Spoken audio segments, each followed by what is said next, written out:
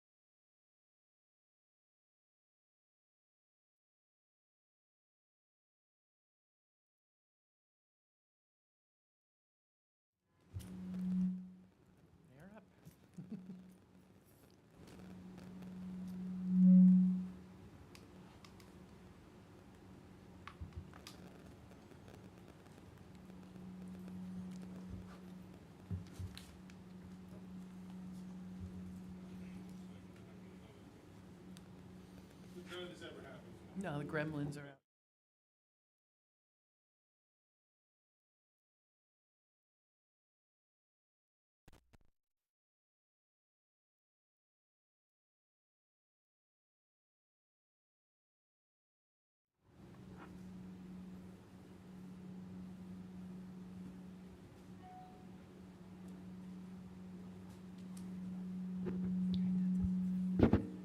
It's very hot.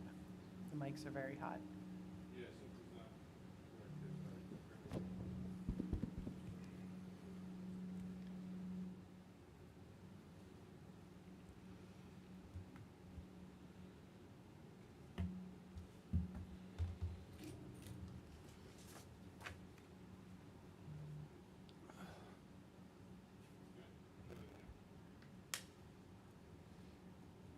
Okay.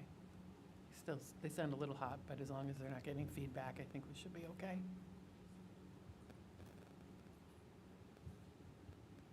Yeah, let's start, you know. We'll adjust as we go. Okay, thanks, Chris. All right. Okay, I'd like to call to order the business meeting of the Pelham Board of Education of September 13th, 2023. Please stand for the Pledge of Allegiance. I pledge allegiance to the flag of the United States of America and to the republic for which it stands, one nation, under God, indivisible, with liberty and justice for all.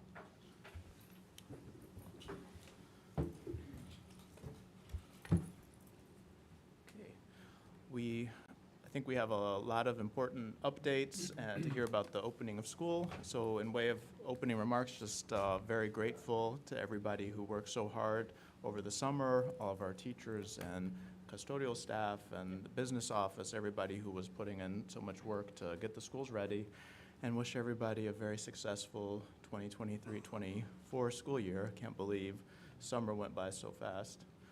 And thank you to Natalie and Jackie for with the meeting last time and for everybody who showed up, and we had a quorum, so thank you so much. Did want to suggest that we move forward public comment, communications and comments from the public. So if we have any members of the public that would like to speak, you can come forward and just state your name and address, and we'd be happy to listen to your comment.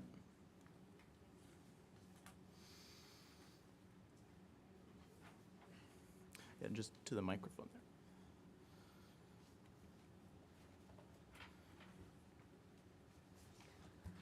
Hi, my name is Tina Casper. I live at 10 Elmtree Lane in Pelham Manor. And I want to thank the board for the opportunity to speak this evening and to speak earlier than usual. Thank you. I live with my husband, John, in a neighborhood where the kids like to congregate at night. In Pelham Manor, there's a long history of teens getting together at night in the woods, the golf courses, the railroad tracks. I don't want to presume to speak for my neighbors, but for years we've all dealt with kids trespassing, littering, underage drinking, public urination, loud noise, and vandalism. And everybody knows that the kids literally run sometimes en masse through backyards to get to their rendezvous point for the night. But something happened on Saturday night before Labor Day that was a game changer for me. That evening around 10 p.m., someone started ringing my front doorbell and banging very violently on my door. It sounded as if someone was actually trying to ram the door with their body and break in, sort of like jumping against the door or ramming it with their shoulder. And I was home alone when this occurred, and for really, I mean this, a few heart-stopping minutes, I felt a little bit terrorized. I didn't know if someone was it was an attempted home invasion. And I had just had a procedure on my leg. But despite that, I rolled off the sofa and crawled into my kitchen in the dark from my sunroom and called the police with my kitchen phone. And I was really, honestly, in almost near hysterics, not to dramatize things, but I like to think I stay calm in emergencies, but apparently that night, I don't know what happened. And they said to me they would come as soon as they could. It took a little time because they had a serious traffic issue to handle. So I called a relative that night to stay on the phone with me until the police could arrive. The next morning, my neighbors were out picking up the trash left by the kids, and we started chatting with each other. And I came to learn, my husband and I, we came to learn that this was the annual scavenger hunt for this year, which sometimes happens either when school closes or just before school starts. So then we started finding out little bits and pieces of what went on during this event. We found crumpled papers along the street with a few of the tasks that the team performed to earn points in the game.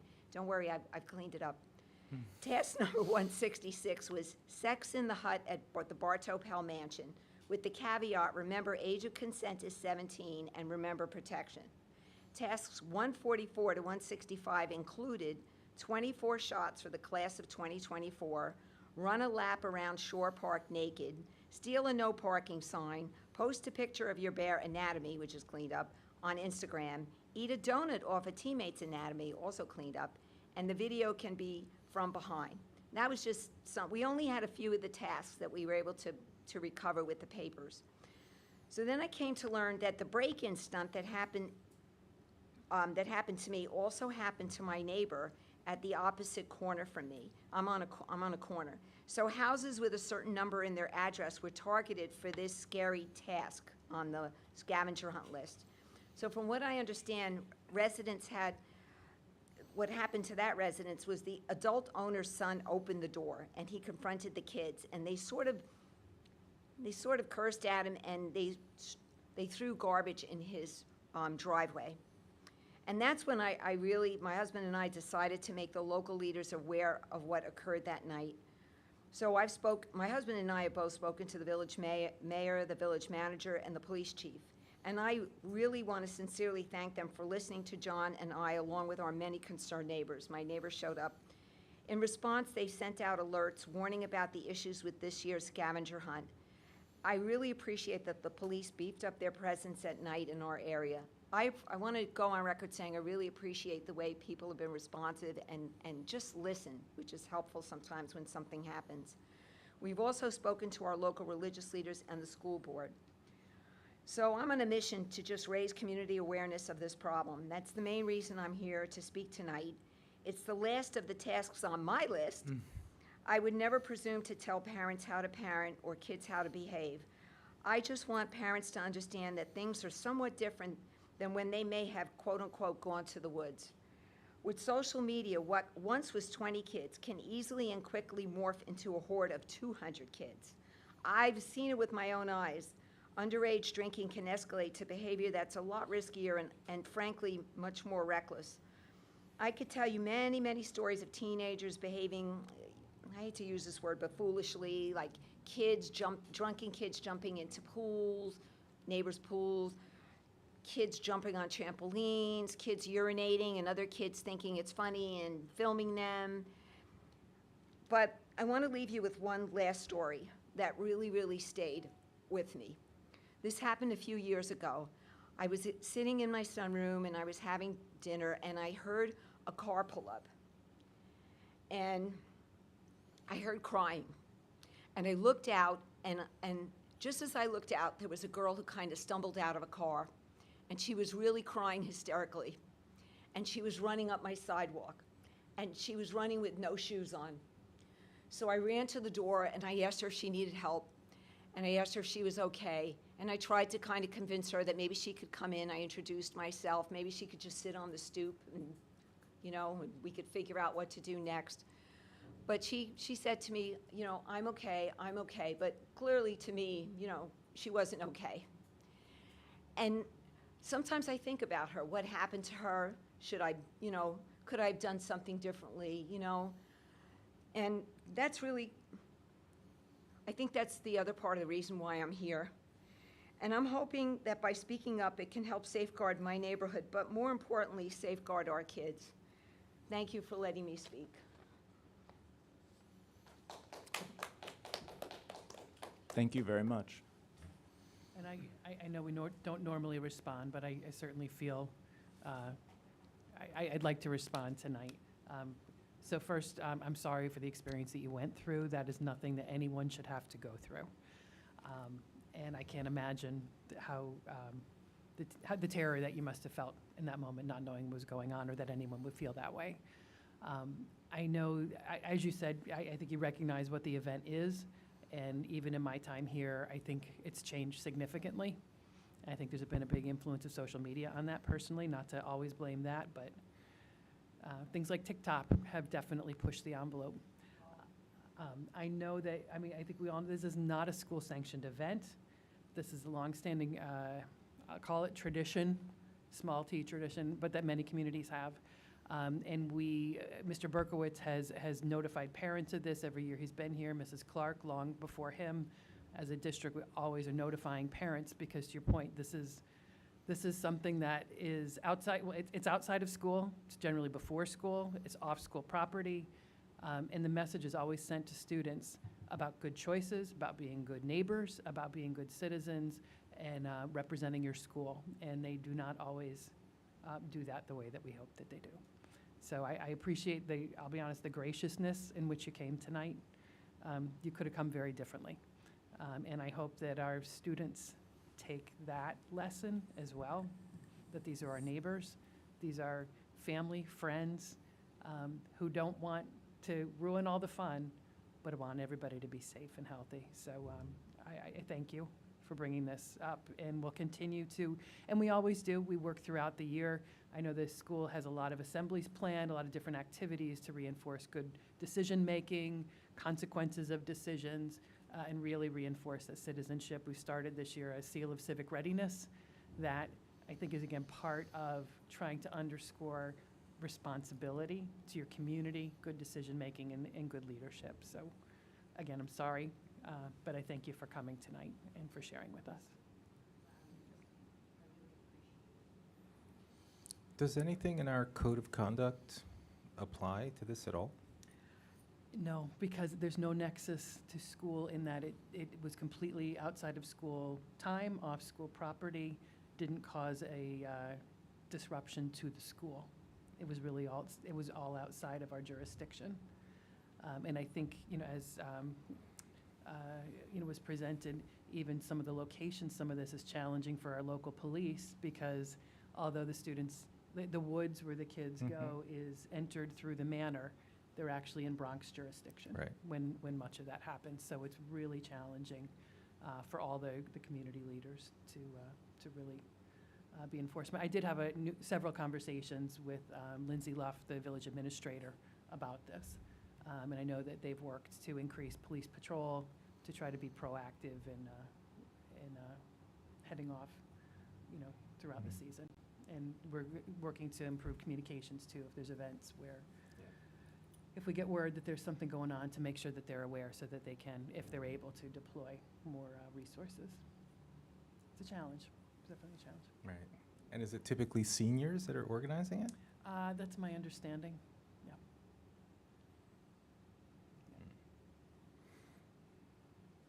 Okay.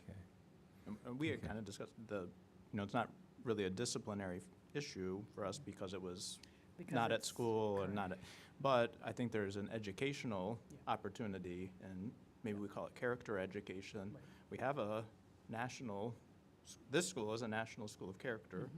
Mhm. We have a world expert in character education, I'd say.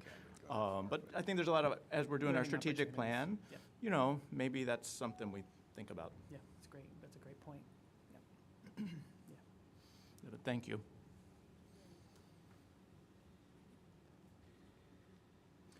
Okay, 2.1, I think, We have a second. oh,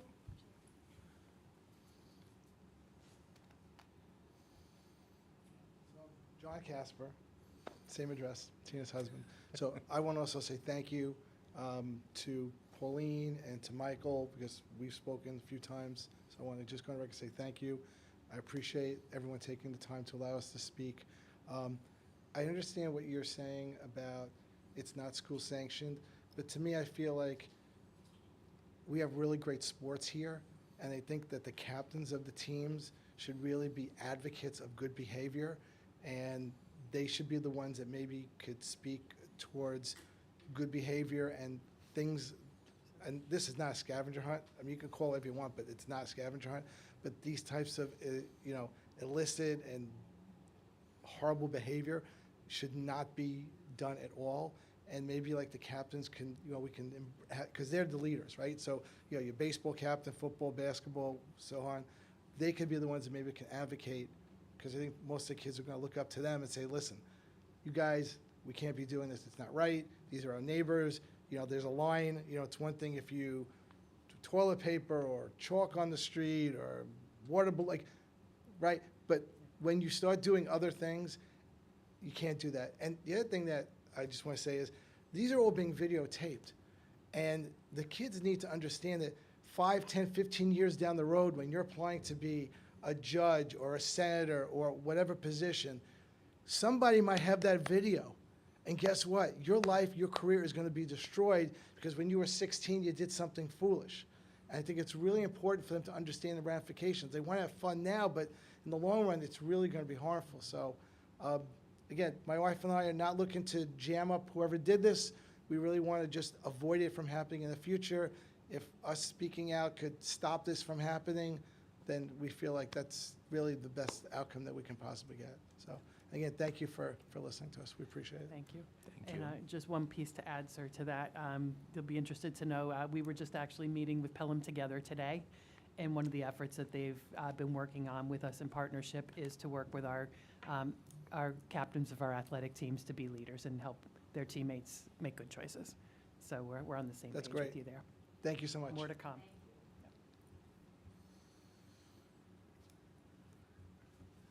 Okay, 2.1, approval of minutes. I would ask for a motion to approve the minutes of August 30th. So moved. Second. All in favor? Aye. Any opposed, abstentions? No. And next, 3 administrative and committee reports, and we start with the superintendent's report. Yes. So it's a big one tonight, but it's the opening of school, and it's been a busy summer. We're going to have a couple different pieces to tonight. I'm going to just a couple things to start with, then I'm going to invite some actual guests to speak about some really exciting things in the year to come, and then I'm going to resume with a variety of things, including the facilities report. Jim is sick and not able to be with us tonight, so I'm going to be doing that as well as sharing the goals that will be on the agenda for further approval. So just to kick off very quickly before our guests come up, we had a wonderful opening of schools. For me, I kept saying it was shockingly normal, which post-COVID means it felt like a pre-COVID to me. From where I sat, it was really exciting. I'm sure Dr. Bowman will probably talk a little bit about the superintendent's conference days, but there was a real genuine level of excitement, engagement, positivity, and people were they were ready. They'd had the great summer that they needed, and anyone who's been in education knows how much by June you're spent. You've given everything you have to give.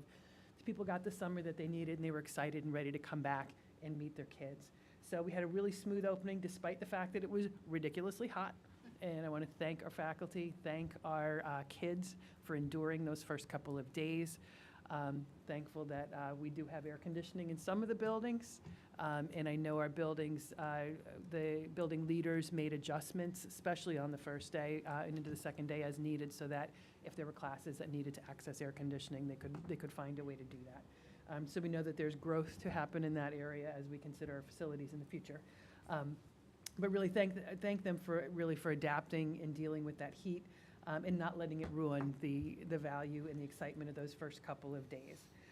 It was really nice to me to go around to the buildings and get to see some of the things that they spent time in professional development in on Tuesday and Wednesday immediately being implemented in the classroom. So that was very exciting. Another important event that I was able to attend this week that I wanted to mention is certainly our community, and a couple of board members were able to join me for that too, the community 9/11 celebration. Memorial is the better word for it. Really, it's always such a special event. That's one of the things that my very first year in Pelham learned how important that is to the community and the residents who were lost there. So just appreciate the town supervisors for putting that together.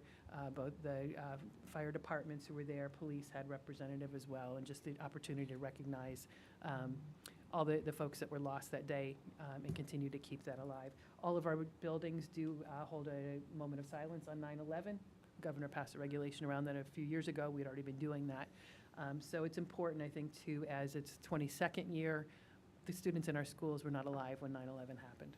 So continue to keep that history lesson in front of them is, I think, just critically important to who we are as a community, but also as a nation. So we're happy about that. I'll put this on your radar now. We've got a couple of years to think about it. Chief Banquet did approach me about the idea of, on the 25th anniversary of 9/11, potentially considering some sort of maybe delayed start to school, so that we could find a way for students and families to be more involved in a community event. So I thought that's something that I am definitely open to. So again, we've got a couple of years before we get there, but I think it's really important. And so as that day approaches, we can start to think about that. So before I continue into all the other exciting pieces of the year, of the opening of school, Dr. Callahan and Dr. Kim Riegel are here tonight as special guests to share what is a really exciting initiative that is going to be in front of us for the year to come. So I would love to invite them to talk to us about Pelham Chase's space.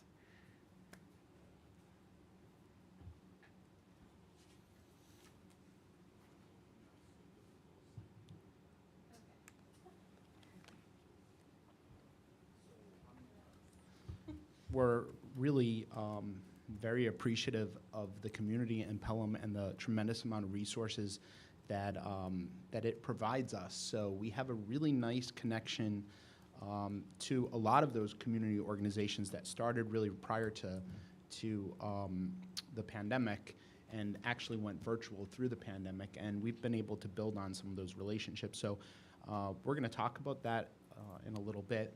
But it really started when Dr. Riegel, who is an acoustic physicist and a professor of physics at SUNY Farmingdale, approached me about kind of strengthening some of those relationships and using it to promote science in our school district, and also the home school community connection that we feel here. We just really wanted to strengthen that, and we've really done that, I think, really well over the years. So we've had a particularly successful Ask a Scientist series, a STEM series, Diversity in STEM movie series that we've had the pleasure of really renewing every year since the pandemic, and we were allowed to go see movies together again. So we're going to go through all that, but this all started with something that Kim's going to highlight called The Boy Who Harnessed the Wind a couple years ago, and we decided we can't do it every year because it's such a huge undertaking. It really takes a year to plan. But this is the next iteration of The Boy Who Harnessed the Wind, and we've brought in even more stakeholders in this iteration. So I'm going to turn it over to Kim, and she's going to give some background and tell us a little bit about Pelham Chase's space this year, and then I'll be back to speak a little bit more about some of the things that are coming up. So thank you. Hello. So I'm Kim Riegel, and I just want to say thank you for giving us some time in your report, Dr. Champ, to tell you about this. So I'm going to talk today a little bit about some of the previous work that we've done and sort of what spurred this, and then some of the planned programming and goals that we have for this year. And Tom is going to tell you all about the different things that are going to happen, and also the team that we've been working with, and sort of acknowledge just how much work they put in to plan all of this. So where we started, so I was originally with the Junior League, and I proposed a project to encourage young children to do science and to normalize the idea of women being scientists. And so exposing preschoolers was where it started, to women doing science. So we'd go into preschools and we'd do experiments, and we did a community event, and we were sold out in about 30 minutes. And so I realized that maybe there's some a place for older kids also that might be hungry for some of this programming. So I reached out to Tom, and that was kind of where it started. And I had my first meeting with Tom in February of 2020.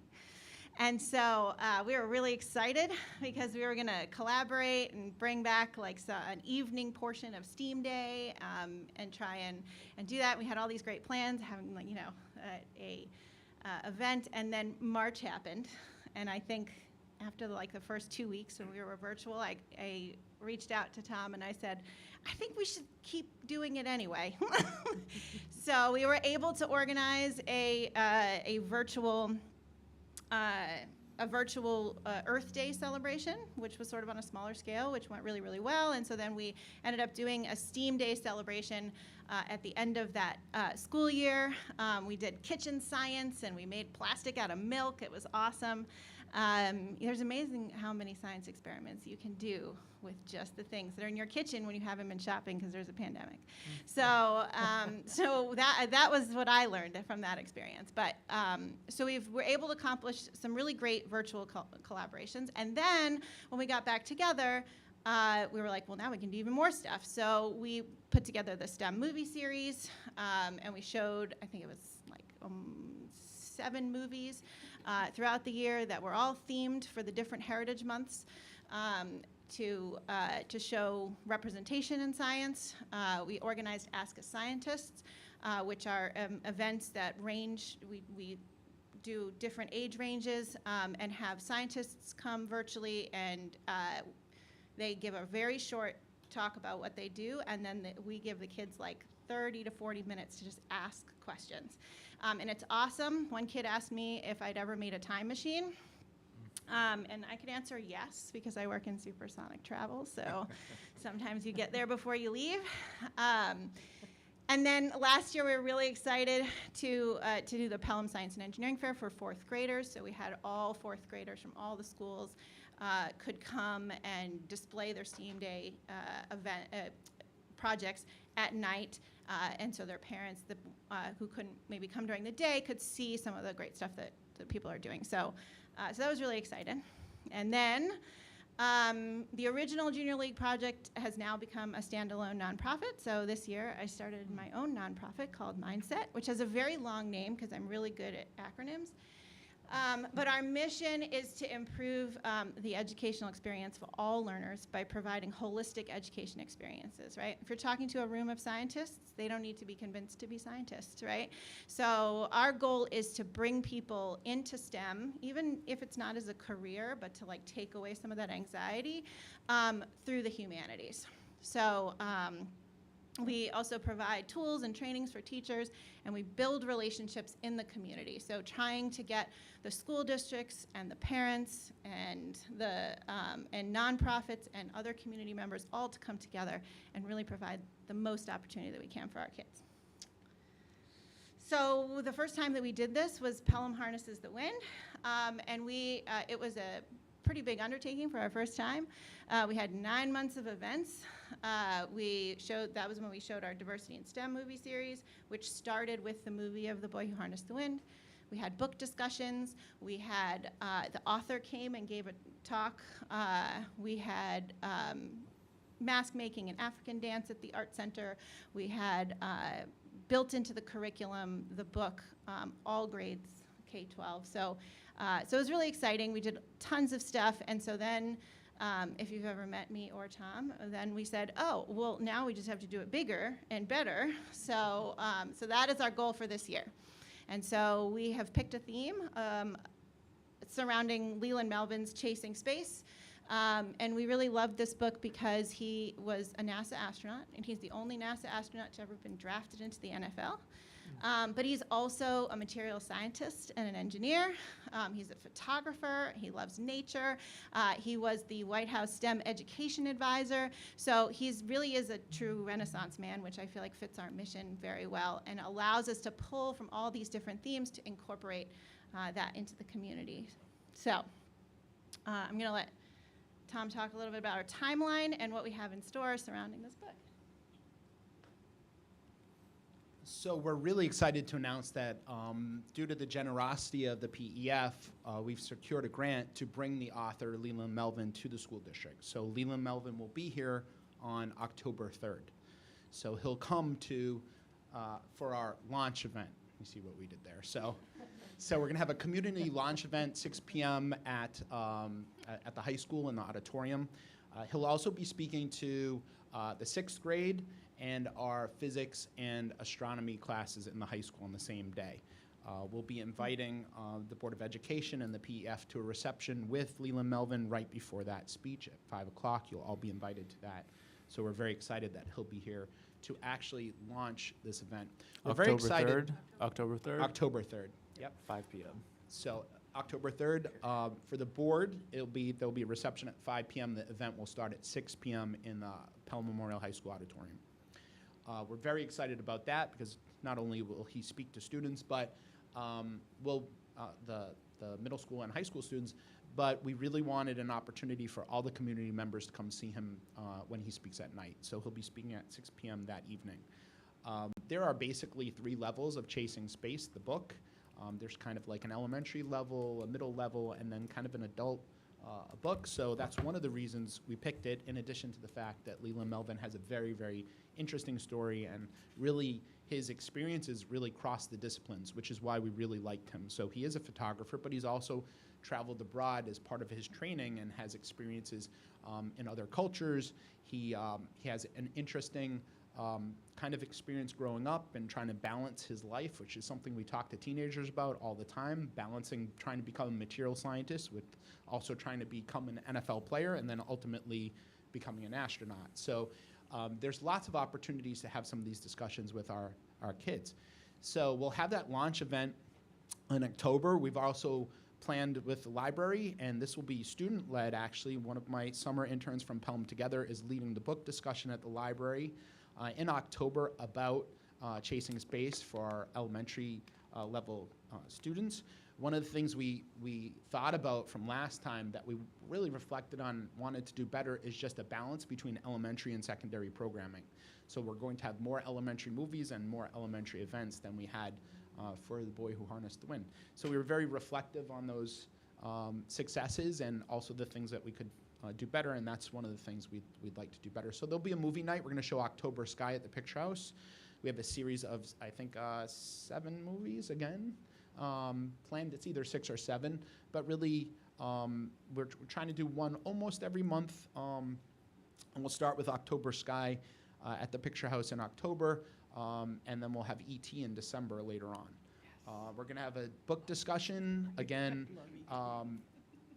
In November, we're going to have some author visits. December, this is really exciting. We had a meeting actually just yesterday. We were expanding on some of the things we wanted to do, but we're going to integrate into some of our concerts. We know for sure the high school concerts will have a space piece. So the choral side and the orchestral side and some of those music productions that we're so fond of during the winter months will include and integrate some of these musical pieces from space. So we're excited about that. The teachers are very excited about that. We'll have additional author visits and movie nights in January. We're looking to do art exhibits. The really cool thing about this particular iteration of our kind of like community collaboration is last time Dr. Thompson, who is also a workhorse, was involved in the Pelham Memorial High School 100th year celebration. So we kind of left her alone when we did The Boy Who Harnessed the Wind because she was super busy. But this time she's free to help us with this event. So she is very involved, and you can see her fingerprints on this as well. So we have a creative writing challenge that's going to happen in February. That's something that she's brought to us for this. So in March, we're going to have an astronaut food challenge. So we're going to take some Tang and dry ice cream and see what kind of cuisine we can make from it. That should be really cool. We have an astronomy observation night that we'll be doing with Aaron Weisner, who's our astronomy teacher and earth science teacher. He'll be leading that. Another movie night, but there's events like this all year. We're going to do a stomp rocket build. Last time we built windmills, so this time we're going to do stomp rockets. There's a solar eclipse in April, which we're going to integrate into the curriculum as well.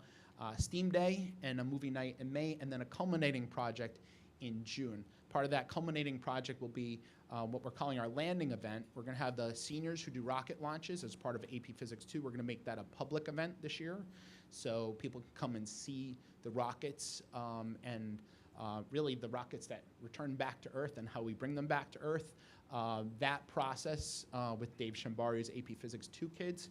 So we're going to have that, and then we're also going to have a scaled tour of the planets. So we'll have planets all over Pelham that will have a scaled distance from one another that kids can visit, which was actually Kim's idea as part of the landing project. So we have a lot of things in store for us this year. As part of, really our improvement plan over The Boy Who Harnessed the Wind, we had basically a debrief, and we talked about all the things that we wanted to do better this time. We wanted to have a really robust elementary piece to this. So we've worked on that, and you can kind of see that reflected in the events. The other thing, and Kim's super good at this, branding and marketing, we wanted to improve that a little bit. So you'll notice that either at your desks, or Cheryl has been wearing it since I gave it to her, I think, you'll notice that you have Chasing Space lanyards. And on the Chasing Space lanyard, you'll see the logo that Kim designed for Chasing Space this year. And on the back is a QR code. So if you scan this with your phone, this will bring up the calendar of events for the year.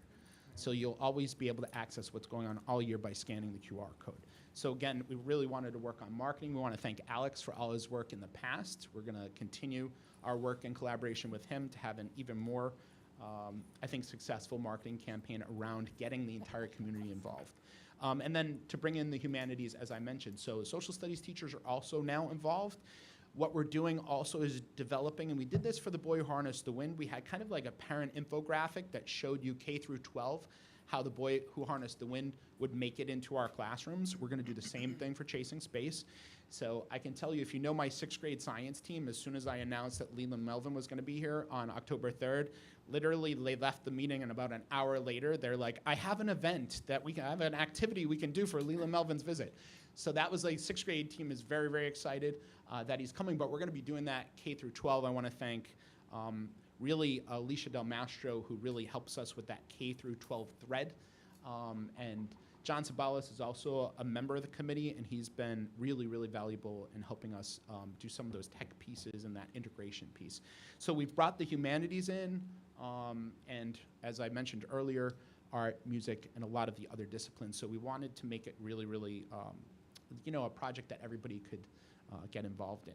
So that's been exciting. Here are the members of our team. You'll see Dr. Bowman on there, and she's brought her own really unique perspective and also support from her office to this particular project, which sometimes includes funding. So thank you, Dr. Bowman, for some of your help there, especially with curriculum writing and those kind of related things. But we have a really, really great team. Principal Berkowitz just jumped on, and Dr. Fitzgerald is there on behalf of the elementary crew, the principals. And then, Kim and Beth and Alicia, and then we start to bring in our science advisory committee as well, which tends to serve on this team and help us kind of roll these things out. And I do have to give a shout out to the high school science department, which gets very, very involved in these events, and they've already been very, very excited to get involved in this again this time around. Here are our collaborators for this year's Chasing Space, Pelham Chases Space. We have some new components. I want to give a special shout out to Pelham Together. Cheryl alluded to them earlier. They're actually moving, we could only get Leland Melvin on this day. So they're actually moving one of their events to make room for ours so they can participate as well. So I want to thank Pelham Together. They've jumped on this year, and they're going to do really a social emotional piece to this. So stay tuned. We're really trying to figure out what that looks like, but Laura Caruso and her group is just fantastic, and they want to talk about some of those, balancing things that Leland does in the book, along with some of the really pressing issues that some of them were brought up tonight, where we talk about some of the issues that our students are facing K through 12. So Pelham Together is going to help us with that. We brought in the Girl Scouts. Pelham Rec is a new collaborator here, and then we have some of our supporters from last time. So there are more. We just didn't want to put them on here until we get an official commitment. These are ones that are kind of officially committed, but there's a lot of other members that have already told us that they're pretty much going to jump on board too. So you see civics in the library there. But the Pelham Education Foundation, to be honest with you, has been our biggest supporter so far, because they've provided grant money that has allowed us to really run these events. So we'll be getting copies of the books for all of the libraries. The librarians are curating Chasing Space displays in the libraries in all of the elementary schools, middle school, and high school. So that has already started. Lauren Rosenberg actually already has a Chasing Space resource guide ready for the middle school, and that was just a week old. So people are really jumping on. I want to thank everybody for their support. I want to give a big shout out to Dr. Kim Riegel, who really pushes the district to really incorporate the community into some of the things that we do. And you can definitely see that in kind of like the excitement that that really surrounds these types of events. And I'll throw him in there. Dr. Machine has been at a number of our Boy Who Harnessed the Wind events and was very, very supportive the first time around. I loved it. We want to one-up that. So I want to thank everybody who's supported us both in the past. Dr. Garcia was a big influence in the past as well, helping me and supporting me as we did it last time. So thank you to all of you. I hope you get involved. Big thank you to Dr. Riegel and everything that she brings to the project. So with that, I'll turn it over to Kim for any final words, but keep an eye on this QR code. It will evolve as we start to populate the calendar with even more events. So thank you. I just have one thing to say, which is I want to thank you again for giving us the time, but I hope that we'll see some of you at some of these events because it's really exciting, and to see the students get really excited about some of this stuff is really great. And we'd love to have you there. And if you have any questions, if you don't want to take the time now, you can always reach out to me, and I'd be happy to answer questions. If you want to get involved somehow, I'd also take any help you want to give. So anything, anytime, and Tom knows how to reach me. So yeah. So anyway, thank you so much. Thank you. I just want to thank you both, because when I think about our strategic plan, and of course this is the last year of the current strategic plan, this is so spot on of capturing every element of that plan. When you think of authentic learning and cultural competence and the whole child, and you go dead center in it, you guys have nailed it with this. So thank you so much. And I know we're seeing the tip of the iceberg of the work and thinking and planning that has gone into this, and the many hands that will go into it. So I just can't thank you enough for what you're providing for our kids. Well done. Thank you. Thank you. Lot to look forward to. Yes. I don't know how to follow that. We're going from the sublime to the not as exciting here. Thank you both. Really, have a wonderful night. We appreciate you being here tonight, too. Okay, so now that we're excited about the stuff in the year ahead, I wanted to provide a couple updates on additional pieces on the opening to school. I know certainly the board and I have been talking a lot about enrollment, sections, and all that throughout. So just kind of to recap where we landed.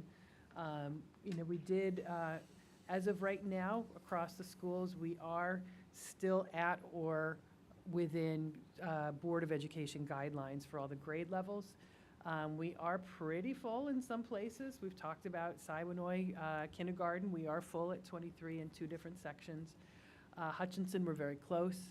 I believe we are fully processed on registrations. I'm looking at Dr. Bowman because we still have one outstanding. But we this year was, and I think I shared it with the board in an email I sent a little bit earlier.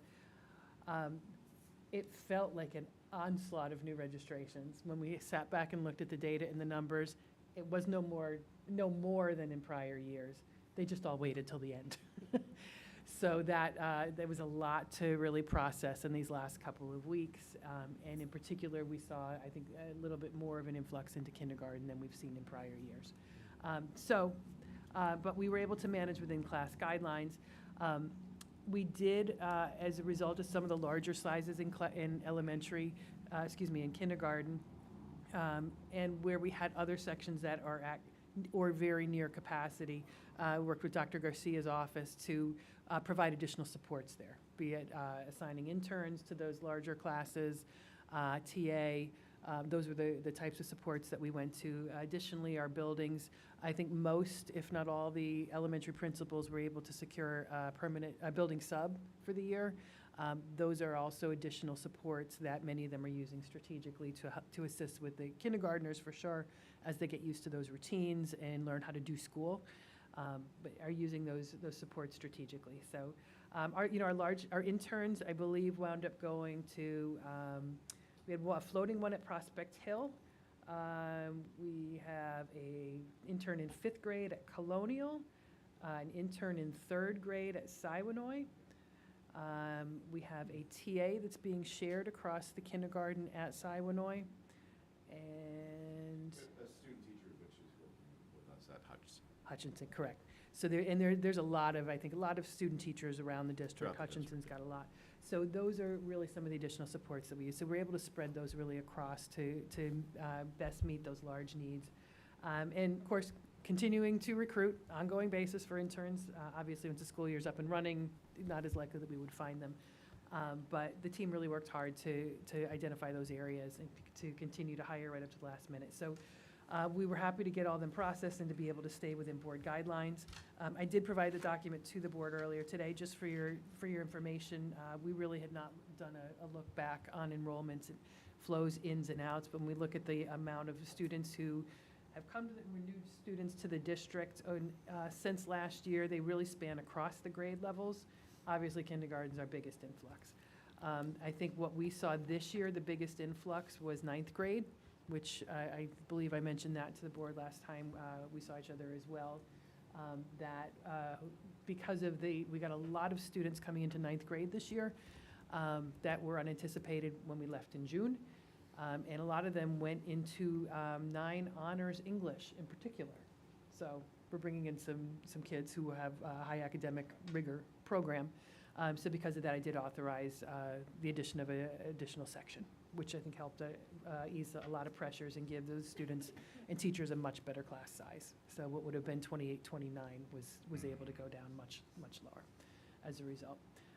So we don't always know when they're going to come, where they're going to come, which grade levels, but thankfully we were able to accommodate this year. Jim is not with us tonight, but he is already putting the work in place to do our updated demographic study.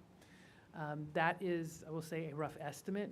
Generally, most of those reports use live birth data, which will not explain why we get an influx of 9th graders. Some of the move-ins and move-outs don't relate to live birth rates, so it's kind of a rough estimate, but it's definitely time to get an updated snapshot of where we are. And I do know that they are able to incorporate general trends and patterns in the region. And I think being that we're out, neighboring to New York City and what COVID has done for demographic patterns, I'm sure they'll be able to incorporate all that and give us a good idea. They can also take into account, we've got a few more development projects actually in existence now than when we did the project the demographic study 5 years ago. So again, I think that's another factor that can give us maybe some better actuals. So that's where we are on enrollments. Technically, we'll have a little bit of ins and outs between now and what we call Beds Day. It's usually the first Wednesday in October, Basic Educational Data Day. So we'll report to the state our official enrollments as of that date. And that's generally what gets reported up to the state when you look at the data portals. Next, a couple of exciting recognitions. I'm going to go with this one first. We were very excited to have, I'm going to go to athletics next. So the athletics season kicked off. Football started back on August 18th. Most other varsity and JV sports started August 21st, and our modified programs have been getting up and running in the last 2 weeks, this Monday being the latest. So overall, we've got 9 different sports running this season: girls tennis, girls soccer, boys soccer, girls volleyball, cross country, cheerleading, field hockey, football, and girls swimming. So in those 9 sports, that represents 24 different teams. We had 678 students come out for sports for athletics this fall, which is huge. So really great. There were still some final cuts being made, but that kind of turnout is really tremendous. When you think 678 students, and we have about, 1,500 in the middle school, high school, and this is not including 6th grade. So really great turnout. I know our new athletic director is learning the ins and outs of scheduling fields in Pelham when you have 24 teams and very limited field space. So it's been an education for him, but he's keeping his head above water and very much keeping an eye towards fairness and equity and rotation with the field. So probably be some learning lessons, probably be some non-negotiables of where teams have to go when. But we're really working to support him in that and looking for a really positive season. Moving next to some student accolades already. Early in the year, but we were excited to find out that the music department was proud to announce that 2 students have achieved the All-State Honors designation level. Grace Kiami is going to be singing vocal jazz ensemble, and Andrew Scott was selected as an alternate for the mixed chorus at All-State Chorus. So the All-State bands, chorus, and orchestra and jazz ensembles are honors groups that are comprised of top students from school music departments across New York State. Those 5 groups are directed by renowned guest conductors and perform at one of 3 concerts in Rochester at New York Eastman Theater and Innovations Theater during the annual NYSSMA. It's New York State School. It's been a while since I've been in there. The second S. Thank you. New York State School Music Association, I should know as a former music teacher. Their winter conference in late November or early December, depending on the year. And during the conference, rehearsals take place throughout the event for students. To be even considered for this, All-State, the experience begins with students and their teachers preparing for NYSSMA level 6 solos. That's the top level that you can perform as a student. So they prepare and perform a level 6 solo, which must be selected from a specific repertoire list in the current NYSSMA manual. Over 6,500 sophomores and juniors from across the state prepare to compete at the all-state level, and from that pool, only 600 are selected to attend the conference. So we're really proud of Grace and Andrew being selected to represent Pelham Memorial High School this winter. And thanks to their teachers for the work they've done to prepare them. We've got incredible programs, and we're always producing students who are being selected at that level.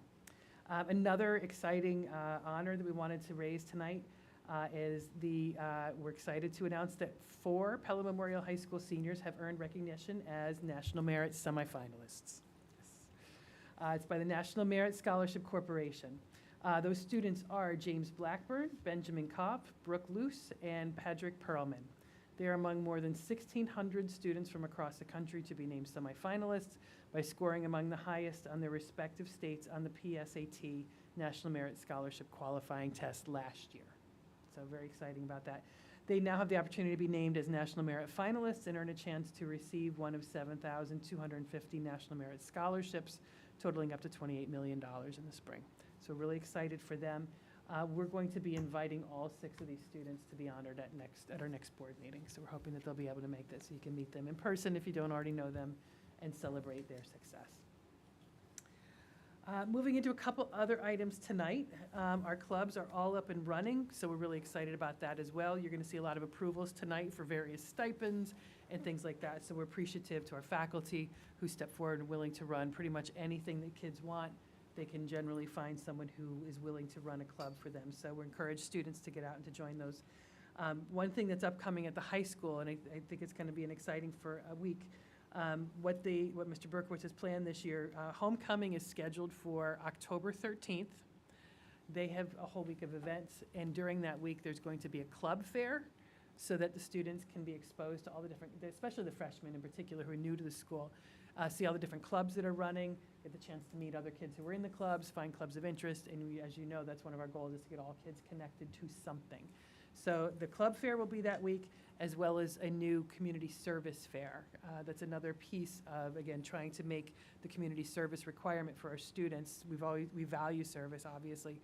As a district, there's a board requirement for graduation for 40 hours of service. We want it to be meaningful service. So he's reached out to community organizations, many of which were on the screen up there a few minutes ago, and representatives are going to be coming in to now have community service fair as well, modeled similar to that.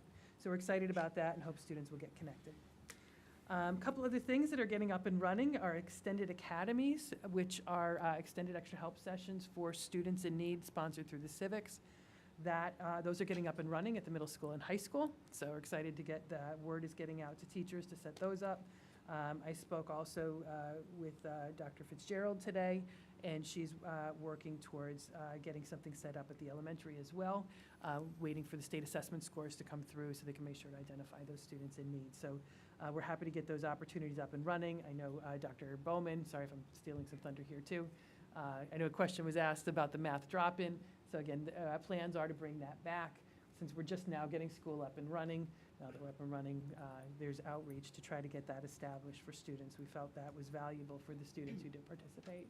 Did you want to add something? Dr. Callahan has already reached out to a number of his teachers and is just trying to get 4 days coverage. He's currently solid with 2 days coverage, and so probably my next board report will have the details. Great. So we're, again, trying to get those programs up and running for our students so that they can have early interventions as needed. On tonight's agenda, the board will see our first school culture coaches are being approved. So we have folks that have stepped forward in every building. We're really excited about that. It's a great team of folks who have been committed to this work and are going to, I think, be great ambassadors. I'll be working with both the Cultural Competence Committee as well as carrying any of that learning and training back to the building level and being a great support as we work to, this year, my hope is to delve a little bit deeper into the New York State framework, the culturally responsive and sustaining education framework, in those areas that align with our goals, which have to do with welcoming and affirming environment, which aligns with our goal around building trust and belonging, a sense of belonging for all students, and also the prong that deals with high expectations, which will connect very well with our academic goals as well. So more to come there, and I thank them in advance for stepping forward into this new role. Next week, no, actually not next week, tomorrow. Jim, we're hoping to be back. We have our first safety meeting with our local fire department and police departments. We do that every year. We usually meet a couple times with our local law enforcement just to really strengthen ties, keep lines of communication open, make sure that plans are tight and our communication is tight with them. So we're really excited to be meeting with them and appreciate their time and the resources that they devote to our schools. And I know Jim is looking to, as he oversees the safety and security efforts in the district, is already working with Tom Drake, who is now with us full-time. He's our Alteris consultant, to get him out into the buildings, working with the principals, with faculty sooner and more often, so we can get better at our drills and really make sure that everyone is keeping safety and security at the forefront of their minds. Tonight, I am also going to be presenting the facilities update on Jim's behalf, and then we'll go into goals. But I think, I want to make sure, I think I hit everything in my report that I wanted to hit before going into those. So maybe I'll pause for a minute and see if there's any questions on anything that I shared there or other things. Okay. All right, so with that, So you're going into I mean, facilities? that's what I was thinking, because Okay. as kind of a Do you want to? corollary to this. Actually, I have one thing, not Okay. a question, but just something to say. Sure. So last Saturday, I had the chance to participate in governance training, which all new board members have to do, and it was great. So I was there probably with about 30-plus other new board members from around the area. And during the training, it confirmed what I already know, and we already know this is an excellent school district. We know that. But what it showed me was that this is a really well-managed school district with a very committed group of administrators. So I just wanted to say that out loud because it was clear in speaking with everyone and being a part of the training how smoothly things are run here and just how fortunate we are to be a part of just a well-managed school district. So just wanted to tell you that. Thank you. It's a team effort, for sure. Yes. Definitely. Thank you, Emery. I appreciate that. I'm going to grab the clicker and actually come back over here for this presentation. If that's okay. Oh, all right. I guess I'm With over. our new Chromebooks, the compatibility Yeah. Okay. Thanks.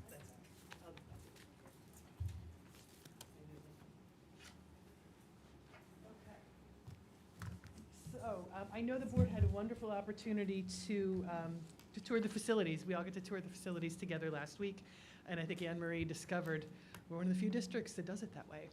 and that does it in some cases at all. But really, it's a great opportunity for us to highlight the incredible work of our facilities staff. We have such talented people. I've said it before, and I'm so sorry if I'm repeating myself. I still remember, even I think it was when I was coming to interview, and even my first day here, the first people I met walking in the doors of our buildings was our custodial staff, and they were incredible. They were the kindest, most helpful, responsive, just really top-notch professionals. So, and we're just really proud of the work that they do. As good people, they're wonderful in that service sense, incredibly talented too. So much of the work that we have that makes our facilities what they are really is all because of them. So I know both Jim and John are not able to be with us tonight, but I appreciate their leadership in the department as well. And we've accomplished a tremendous amount this summer thanks to the work of this entire team. So just starting quickly with some overview, every summer we do annual maintenance on the turf fields. Obviously, we have a lot more turf now. So we have vendors who come in and do a deep clean of our fields. It's amazing the things they pull out of that. You don't even want to know the things they pull out of it. But deep clean and fluff of the field so they are ready to go. They also, our facility staff this summer also tested all of our scoreboards to make sure that they were all up and functioning properly because we've had some issues with that in the past. Finally, I was thrilled to see when John sent me this photo at long last. Many of you may remember a few years ago when Anthony Sinerce passed away, a longstanding community resident who really meant a lot to the students, the football programs in particular, but a lot of the youth of the community. He passed from ALS. And we're finally able to install a plaque in his honor, which explains who he was so that generations beyond us will remember who he was, and also explains the 44 that's emblazoned on our turf field now. And that's his number. And that was an honor that was designated back then. So we're thrilled to finally be able to have that plaque in place as we start the new sports season. Something many folks didn't even realize was happening. The clock at the top of the clock tower wasn't working. So this summer, our facilities folks got that repaired for us too. So I know everyone's got their smartphone so that they make the train on time, but the clock tower is actually working and running on time now. So that's kind of a nice little detail that is one of the things that makes our building so special. Also within the school this summer, and this is all kind of part and parcel of concluding the upgrades and changes related to our 2018 bond projects.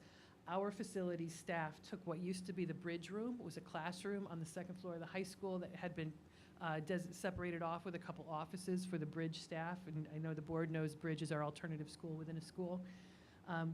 Since we've relocated Bridge to one of the new spaces, they were able to renovate that space back into a full-size, very large classroom. All by hand. So it was refinished the floors, paint, patched up the ceiling. So it had a good drop ceiling already, but to extend it over to the other side, patch up the walls, and really dress that room up to be an outstanding room. And we actually were able to repurpose some of the old art tables into this space so that there's now collaborative desk space or table spaces in there for the work that will be happening in that class. And it's air conditioned, so the students who wound up there really benefited from that. Moving into the cafeteria area, we continue with the expansion of our LED light project, which is really to shift all of our lights district-wide to LED over time. So that work was done in cafeterias A and B. Those are the smaller areas of cafeteria. Cafeteria C is the big one, with all the flags and all the, that's the big area. A is the one closest to to Franklin. And B is kind of the little alcove before you go out the door to the courtyard area. So ceiling lights were replaced there. Those areas were also painted. The serving area was also painted and brightened up as well, which we got to see on opening day when the staff came for lunch. It was really exciting. And thanks to Wanda and her team for putting on a festive beach-themed lunch for us on our opening superintendent's conference day. Before we go on to those, a couple other items. We don't have photos of everything, but I did want to highlight as part of the bond project completion, and I know the board saw this, the area that used to be my office has now been converted into the new bridge space. and an additional art room. So we were excited to finish those off and have those fully furnished, and now they're up and running.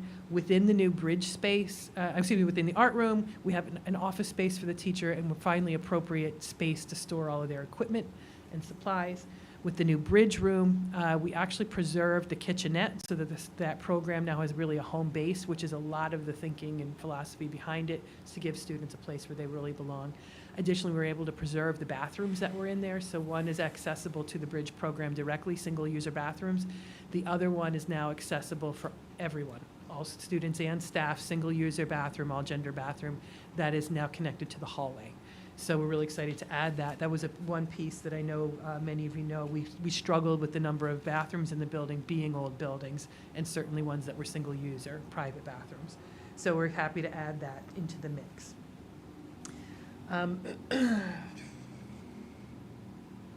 Related to that, the board got to see these as well. You may remember that what used to be the curriculum and special ed offices were also converted into art classrooms. So our first iteration, due to value engineering, did not have enough casework. So we finally got the casework that we've needed in those classrooms. So they finally have everything they need. And again, that was game-changing difference when you walk in and look at the space that's now available for instruction, for students to move, God bless you, and for storage of equipment. So we're really excited about the new functionality there. And again, new furniture installed into all those 3 art rooms. Additionally, I'm sorry I don't have pictures, but we did fresh coat of paint on the stairs and the bleachers in the blue gym and the ramp leading to it. Also added some new lighting and TV monitors in room 220, which is actually an office space. That is now going to serve as our security hub for the district. So on those monitors will be the video surveillance video from all 6 of the schools. Elementaries will be on each screen, middle school, high school, so that Tom Drake, our Alteris consultant, and Joe Johnson will be sharing that space so we can get a little bit more direct overview of those. And we do anticipate building that out even more as once we are able to implement the grant from Senator Biaggi, the safety grant that we received. It's probably going to be over the next year or so, but we'll be able to build out those cameras and really make that an even more useful security hub. Additional painting was done in room 063 at the middle school. Stairwells were painted in the high school. Spot painting was done all around the building as well. So you see here just some pictures. I think it's always just important to note that our custodians go through every single room. They take a picture first. They take everything out. They clean it top to bottom, including re-waxing floors, stripping and re-waxing floors, and load it all back in so it looks just the way it did when teachers left, which is an incredible amount of work. So there's some photos from the high school high school cleaning, and then summer middle school cleaning. The floors are like glass, I think, like mirror. I will say, when we were coming around on the tour, I thought it was so fascinating to find out that there was no single day, I think that's what Kenny told us, our head custodian, no single day in Pelham Memorial High School this summer that it was completely empty. There was students somewhere in the building every single day of the summer, and yet our folks were able to accomplish this incredible task. So we're really, really proud of them. 2 more items just about the secondary campus, and the board asked about this on our tour. HVAC unit replacement is in process. That was from the budget, the capital expenditures that we built in the past budget. The architect is currently working on plans for that. They're working with the vendor on specs. It will need to be navigated through the state ed building's approval plan. Unfortunately, they no longer have their third-party expedited review process, so it's going to have to go through the regular process. So we do anticipate that will take a little bit of time, and then getting all the supplies and things on site we foresee that will take a little bit of lead time as well. So we are anticipating the work to be done the summer of 2025. It's a ways out, but that's how school construction works. So we're appreciative that the board built that into the budget and that the community approved that, so we can start on that process, and we will maintain those units until such time as they are replaced. And finally, for the secondary campus, we're really excited to be coordinating with Friends of Pelham Sports on upcoming renovations of the fitness and weight rooms. Certainly, we're going to need to coordinate again. They are already coordinating with the architect who is doing the work for them pro bono on this. And we'll be working with the project manager, our athletic director, and building principal to finalize plans and to coordinate use of the space, because we do use those spaces, especially the fitness room, for our physical education classes. So we'll work through the logistics of that, and we'll look forward, once the project is done, for this to be a project that benefits all students. And we'll be looking for ways to open that, make that space available to students inside and outside of school hours. So we're very appreciative of the Friends of Pelham for their generous donations and the vision that they have for this, and we look forward to that project. Moving to the elementary level, I know, board, we had some conversation about this corner. It looks much nicer now. These are in-process photos. Very happy to have completed the work on the corner of Hutchinson. We were able to remove that old slate, very old, rough retaining wall and replace it with really a beautiful retaining wall that Jim and I said earlier today will outlast both of us. So, and redid the sidewalk, which is now smooth, spacious, and beautiful. The village actually repaved the street right next to it, so it's a really nice look. And when I drove by the other day, they actually had striped it out in a way that I think will replicate what used to be there with the bollards, to try to make sure that there's enough easement there. And of course, our stairs opened off of Lincoln as well. There's still couple punch items that have to be done on those stairs, but they're accessible and safe, and we're thrilled to have those open for our families to use going forward.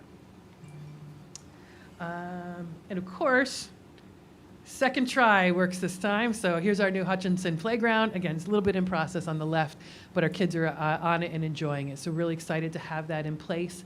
And one thing I will note, one of the things we're still waiting for is the front of this dark green poured in place surface. It's a little bit of a ledge on one step, in one area. So we will be installing fencing there to try to avoid accidents as students, because it does change levels a little bit. We don't want broken ankles and wrists and lost teeth and things like that.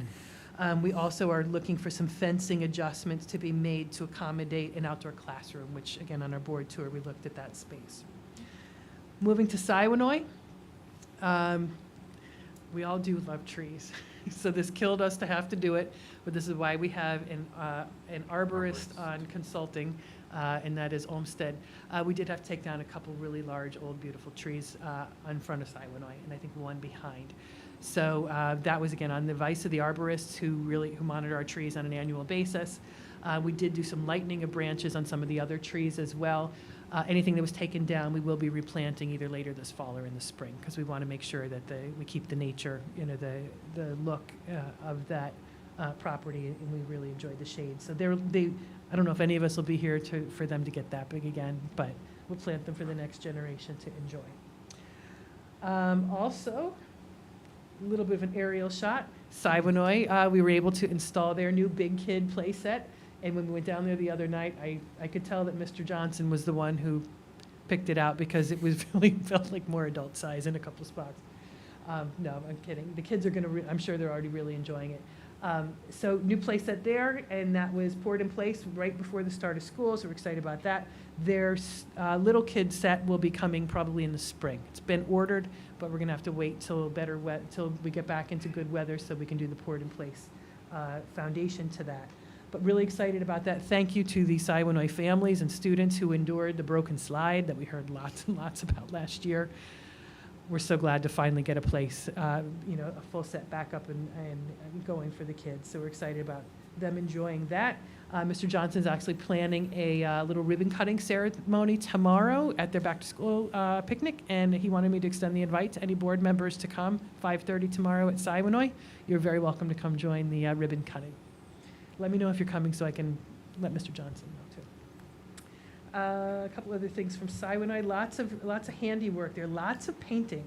So the art hallway, room 104, the closet in room 2, kindergarten entrance and lobby, kindergarten bathroom, staircase spindles and baseboards, the gym lobby front entrance, the east front entrance, faculty bathroom was painted, installed new mirrors. So lots of painting going around there to freshen things up. Some new tile and repaired tile in a couple different rooms, new sink with a hands-free faucet in the nurse's office, which I think we've all found to be very helpful in a post-COVID environment. Things like repaired door jams and some of those kind of low-level but important kinds of things that you need.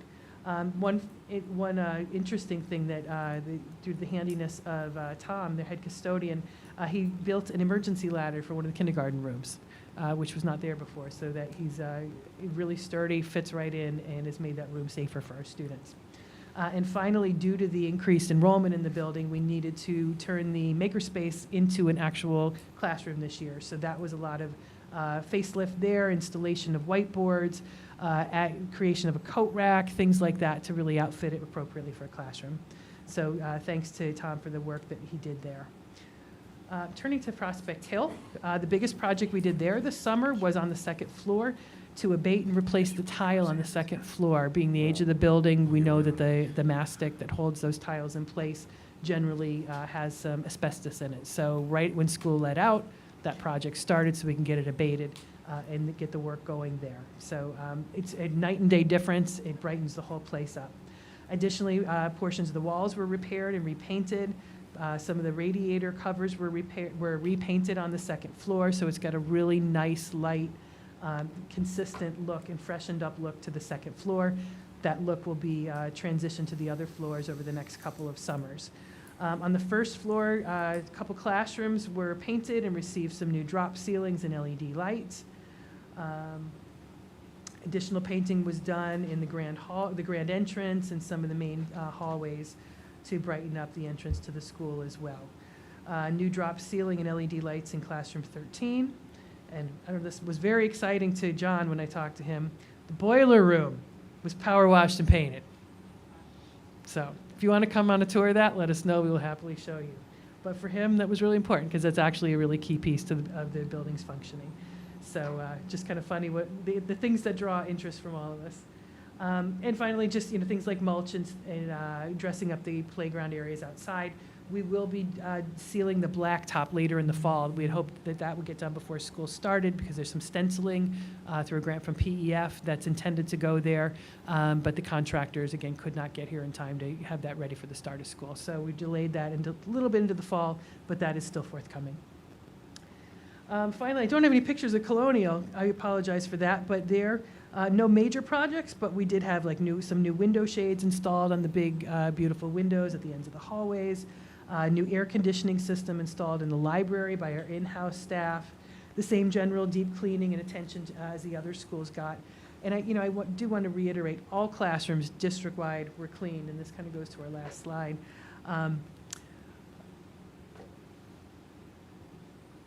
They were cleaned not just by our own facility staff, but by our summer student workers. So it's really a great opportunity for us to be able to employ our very own students, learn a lot of lessons about hard work, organization, persistence, and really just the value of hard work and collaboration and cooperation. It's always exciting to see the kids who really develop a pride in their work in their own school, because when they come back to school as students, that pride stays with them. And they're the students who really help to be good role models to their peers in that sense. All of our classrooms cleaned, all wood floors in the gymnasiums. The wood floor gymnasiums were refinished as well using outside vendors. That kind of brings us through there. So and I know Jim wanted me to add these. He's added in his report before, but I think it's important to reiterate. With the assistance of those summer workers, students cleaned the facilities team cleaned more than 450,000 square feet of building, over 3,400 desks and chairs, over 1,500 lockers, 160 plus classrooms, and 7 gymnasiums. All while running summer rec programs, summer academic learning programs, summer stars, and some of our own academic programs, outside groups. I can't even list, but and then even things like senior portraits coming in and starting for the new school year. So they worked around really collaboratively with the administrators in Jim's office to work around all those events, to plan out, to get the work done so that things were beautiful and ready for the start of school. So thank you to them.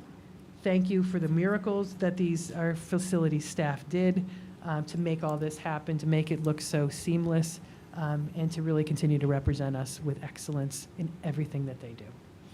So thank you to them. I'm going to stop there. If there's any questions from the ward or anything from our tour that you wanted to highlight that maybe I forgot to highlight today.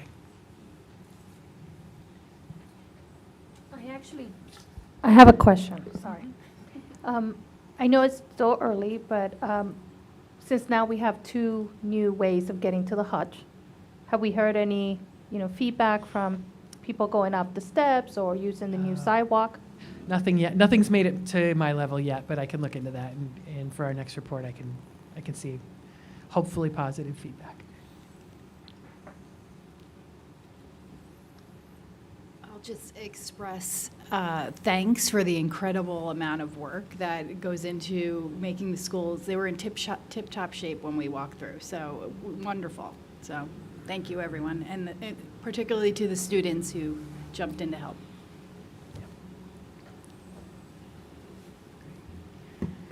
Okay. All right. Well, with that, I'm going to transition to the last presentation in my part of the program tonight. But certainly, this is a precursor to one of the items that's on the agenda for approval tonight, and that is the board and superintendent goals for the year.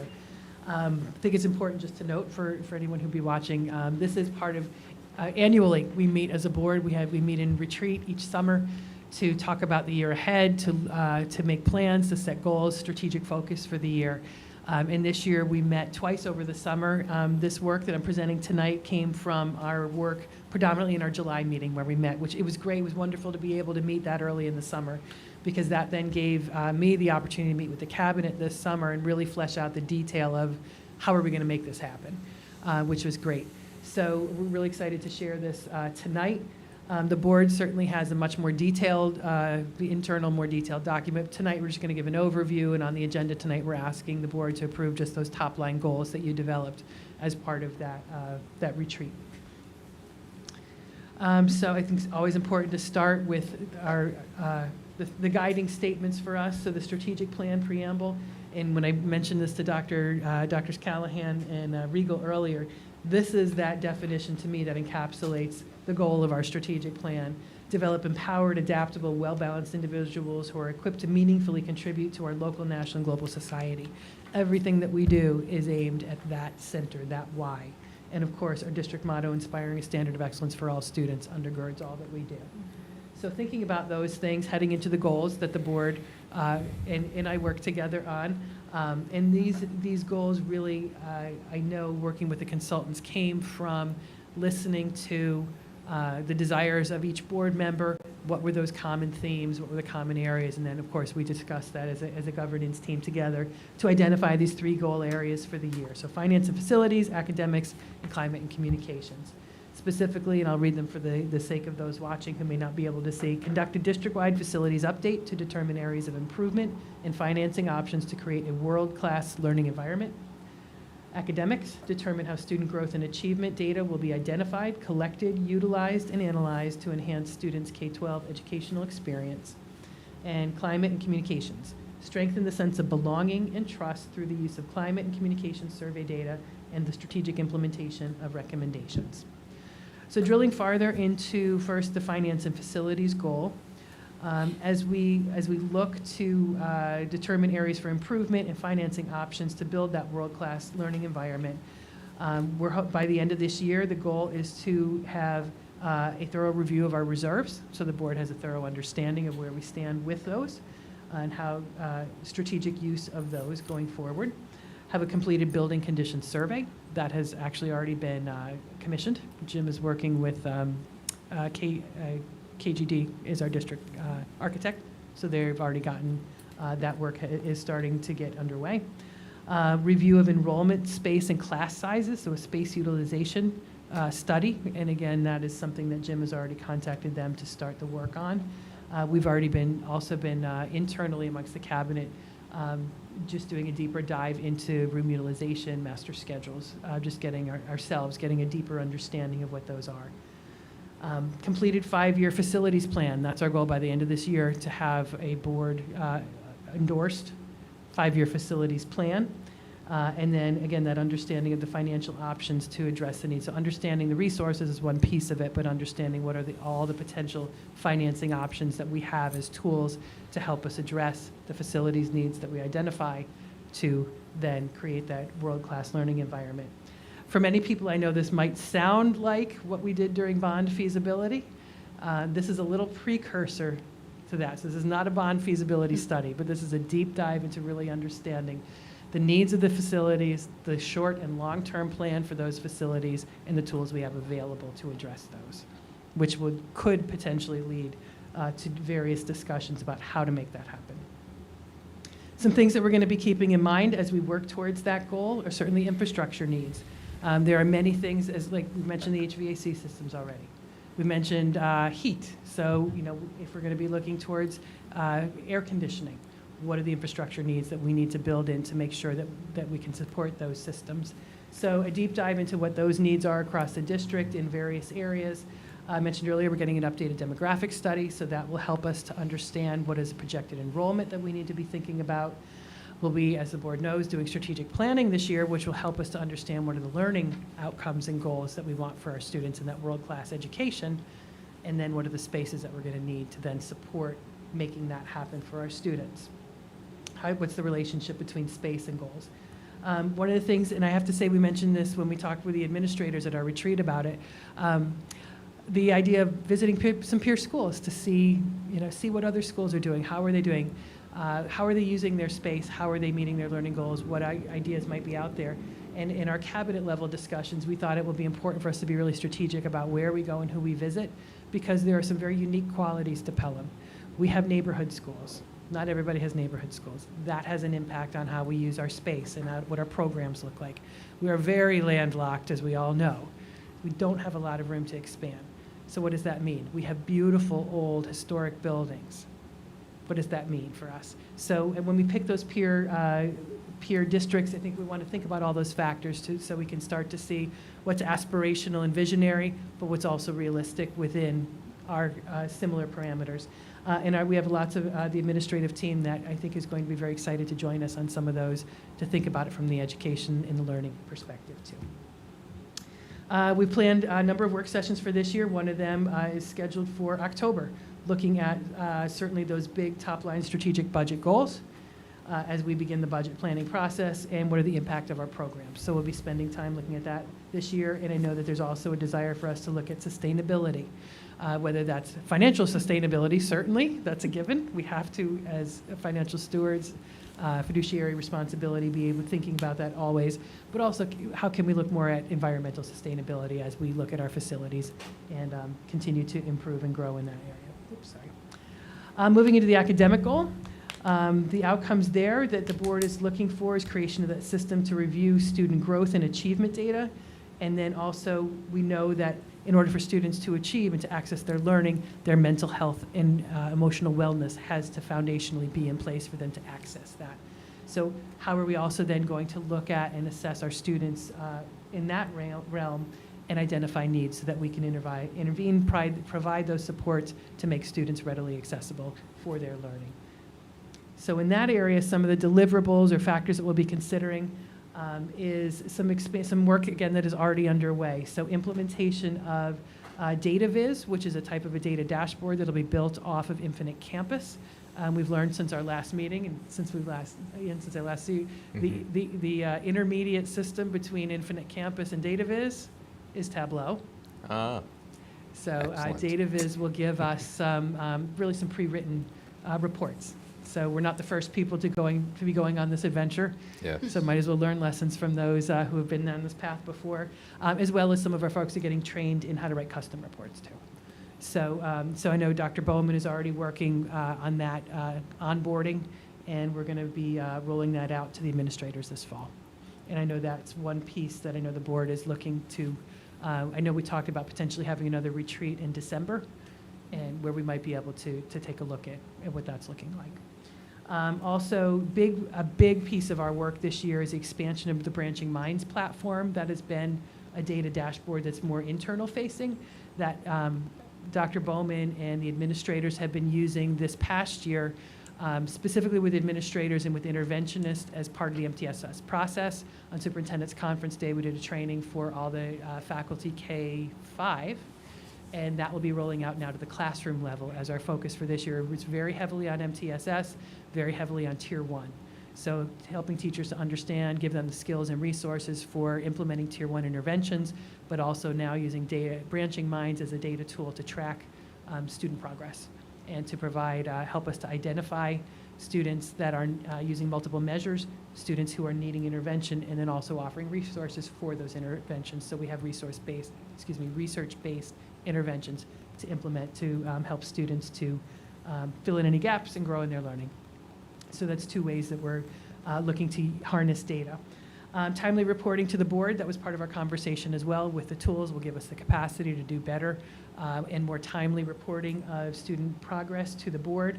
And again, another work session we have planned for this year is later in November to look at what is the Tri-States Consortium, which you have been a longstanding partner in, and our work with them and what that means for authentic assessment. We recognize, I know everyone recognizes, assessment and data is not all quantitative, especially in a learning environment like in a mission, vision-driven organization like a school, where you're really working to raise people to be, children to be functioning human beings, well-rounded human beings. There's a lot of qualitative that goes into it well. So that's where a Tri-States partner is very helpful on focusing our work on authentic learning and then ways to assess that learning. Finally, moving to the third goal area, it's climate and communication, so kind of a combination of two things.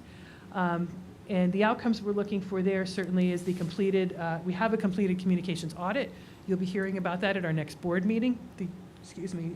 Alex Wolf will be doing a partial presentation there. And the audit, the researcher who produced the audit will be here to present the findings and the recommendations of that. She also is going to be working with us to develop the strategic communications plan. It'll be not just a short-term, but a long-term communications plan. So she'll be able to share some insights from that at our next meeting. And then Alex and I have already been working, and again, rolling it out to the administrators already, some initial quick wins and low-hanging fruit to start to implement those recommendations just based on the audit itself. And then once we meet with Audrey and get that strategic plan, it's going to give us an even better roadmap to how to move forward with communications, which is going to be a piece of building trust and reinforcing that climate culture of belonging through clear communication. Additionally, we're implementing the climate survey, the staff climate survey that we've talked about. That will be launching mid-October. And then we're looking to get the results of that back, hopefully end of January on the early side, early February at the latest.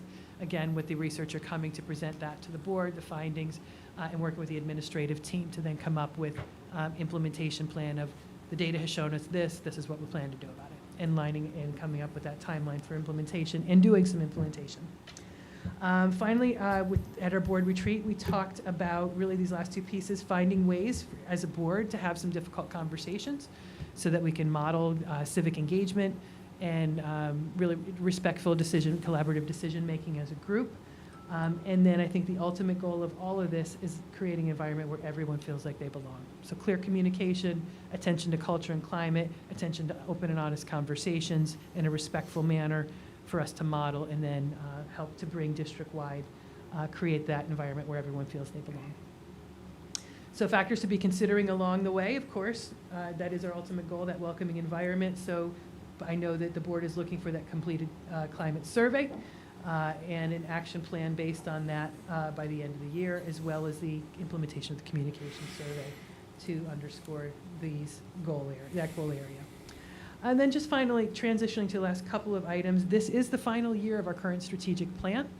It was 2019 through 2024.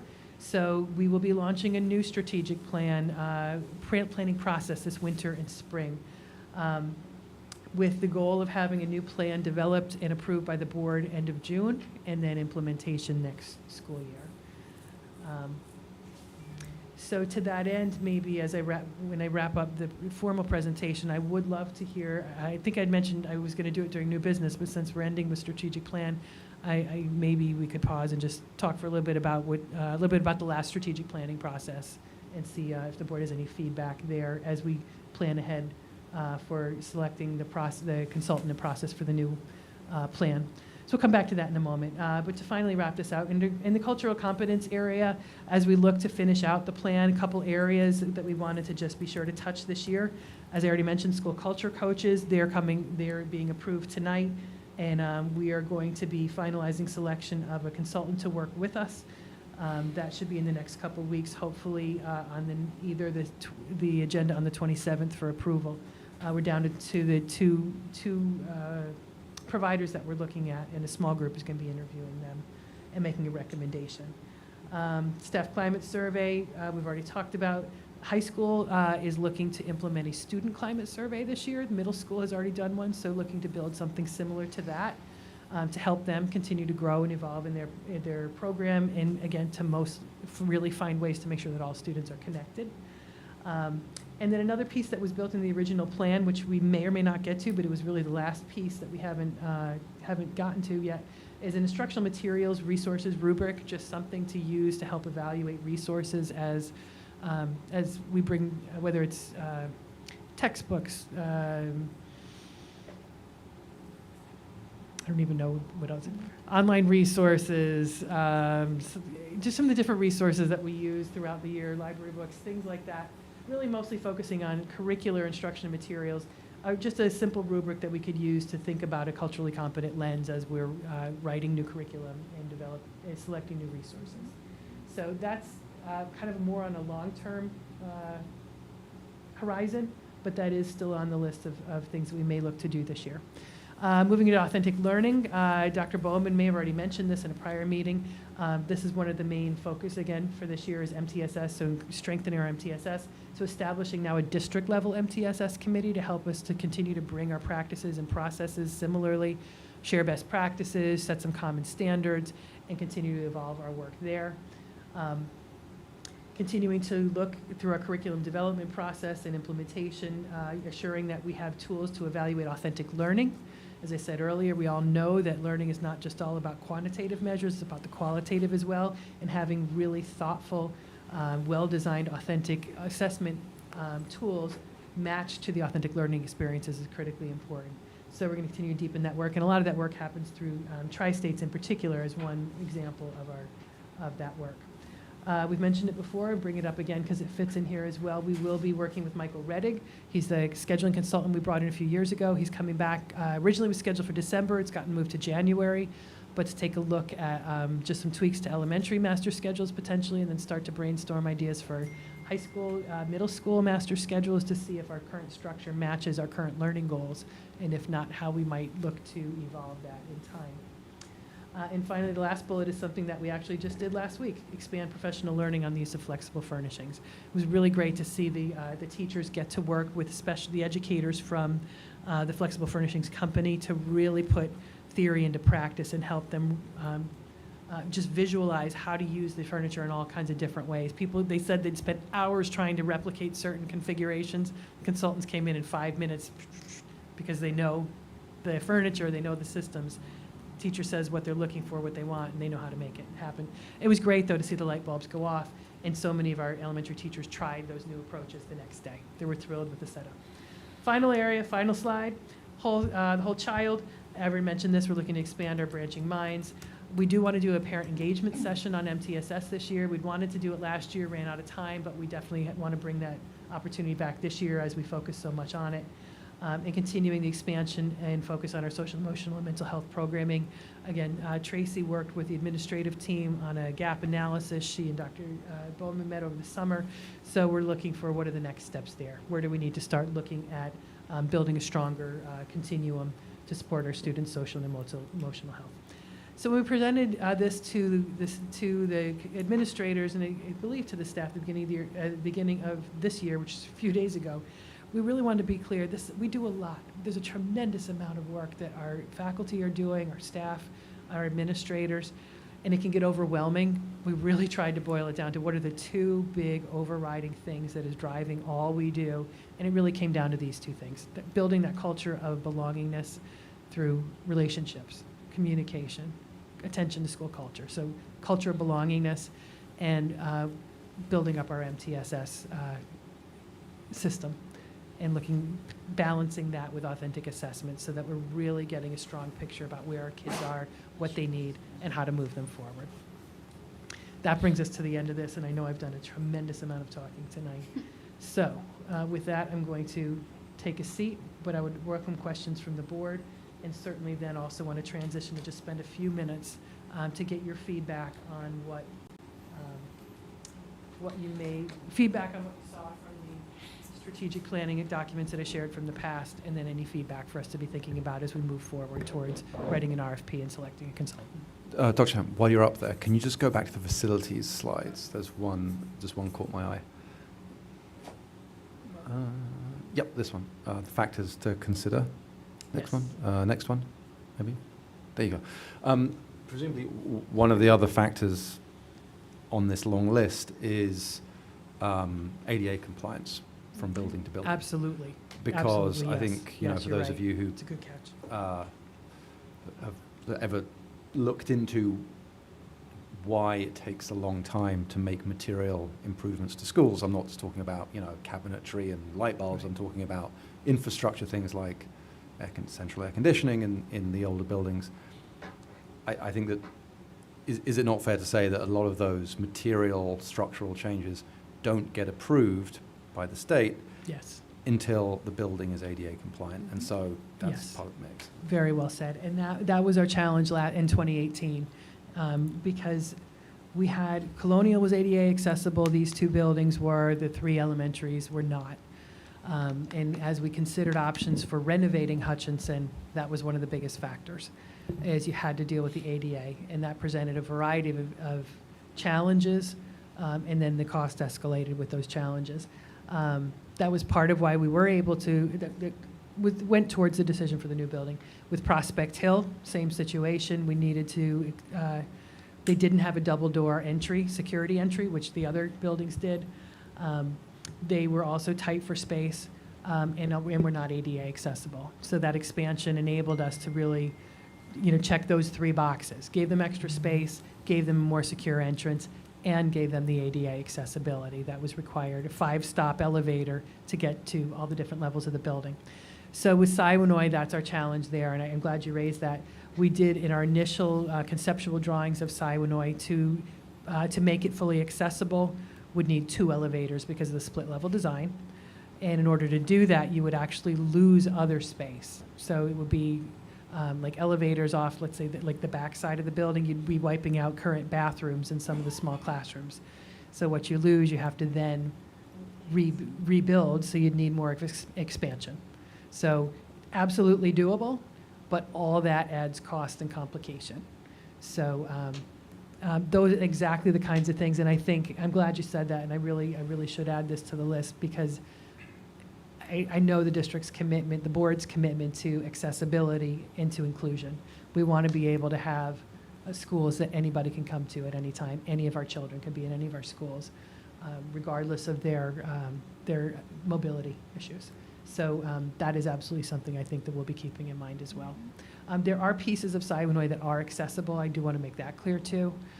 It's just the entire building as a whole is not currently accessible. But to do any kind of major project on that building, we will address those ADA issues. Yep.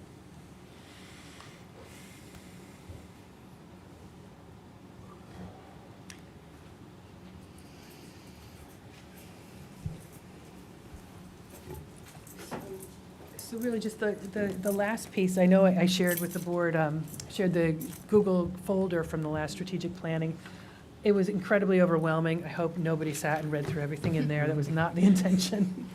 But what I wanted you to see was the depth of the work. So the process that the last couple of times, once was when Dr. Girizzo was here, once with me, the process that we undertook was community surveys was generally one of the biggest first pieces, and as you probably saw in there, there were thousands of responses from parents, from, I think we did older students, staff, community members, and that really provided a wealth of data for us to look at. And we paralleled, the survey last time was pretty on par, pretty close to the same as the one the prior year, so that we could get kind of some similar themes. So that was step one. Thousands of people responded. Then we had 2 back-to-back days with a group of about 40 people made up of shared stakeholders. So it was a couple board members, administrators, teachers, parents, high school students, a couple support staff as well. We sat together over those 2 days and took all that data. I forgot one piece of it too. The consultant actually held focus groups so that we could have qualitative feedback to supplement the quantitative. We took all of that feedback. We did some pre-readings on innovation in schools, innovative thinking, job markets, skills for the 21st century, those kinds of things. And then spent 2 days really synthesizing that data and as a group identifying what themes surfaced as things that our parents, our staff, our students all said were important, that they wanted to see areas for growth. And out of that surfaced the big themes, so the cultural competence, authentic learning, and the whole child. So maybe not necessarily in those words, but themes around those areas. So that's what really identified our 3 goal areas. So if you go back to when Dr. Girizza was here, that year it surfaced 4 different themes. And those were, Steve, you're gonna have to help me out here, networks of support, 21st century learning, professional development, And also social emotional learning. So yeah, so what we saw in that year was those 4 themes rose to the surface. When we did it 5 years later, similar themes, but a little rearranged, but still a continuation of a lot of that. And I remember Steve had put together a great graphic at one point that was like the bridge from one plan to the next. So you could see a lot of alignment between the 2, and really that's building on the foundation. Which is why I think when we looked at our vision this past year, that vision has really become a reality in a lot of ways, and I think it's the work of these strategic plans. So anyway, so that's 2 days, 40 people synthesizing all that data, and then once those major themes were identified, then work groups were established around each of those, and those were predominantly administrators and teachers with a little bit of parent representation as well, and they just met on their own. We gave them a deadline, gave them a template. We met a couple times, and they came back with what are the actual steps, the action steps of what we're going to take to now deliver on this, this direction that we've sent. When we did it last time, the first time I think it was done with a 5-year horizon in mind and a kind of a list of all the things that would be added. And I'm going to be sharing that with you all, especially as we get into the October work session, if you haven't seen that in a while. This last time when we did it, we were coached to think more of an 18-month time horizon. The thinking being, you know where you're going over the 5 years, but if you plan on the 18 months, it gives you some ability to pivot and adjust if you get down a path and either you think, maybe it's not quite right, or maybe conditions changed, like, say, a pandemic, things like that. But, kind of thinking, what's the next 16 months of our work? And then we had to revisit it multiple times. So different approaches. But that's kind of how things came to be. So that's why I wanted to share that with you. But then now really to think, or to hear from you, what are some things as we start to put together an RFP, there's lots of strategic planning approaches. What are the kinds of things that you would like to see as, us be sure to include in there? That's the question. So one question that I had, it's not directly related to what you were asking, but if you think about like an 18-month goal, let's say, how did you guys manage that from a budget perspective? If the plan is sort of not going to be through the process until late in the year after the budget, and then, but you want to start implementing things in the coming school year, do you remember how you guys addressed that?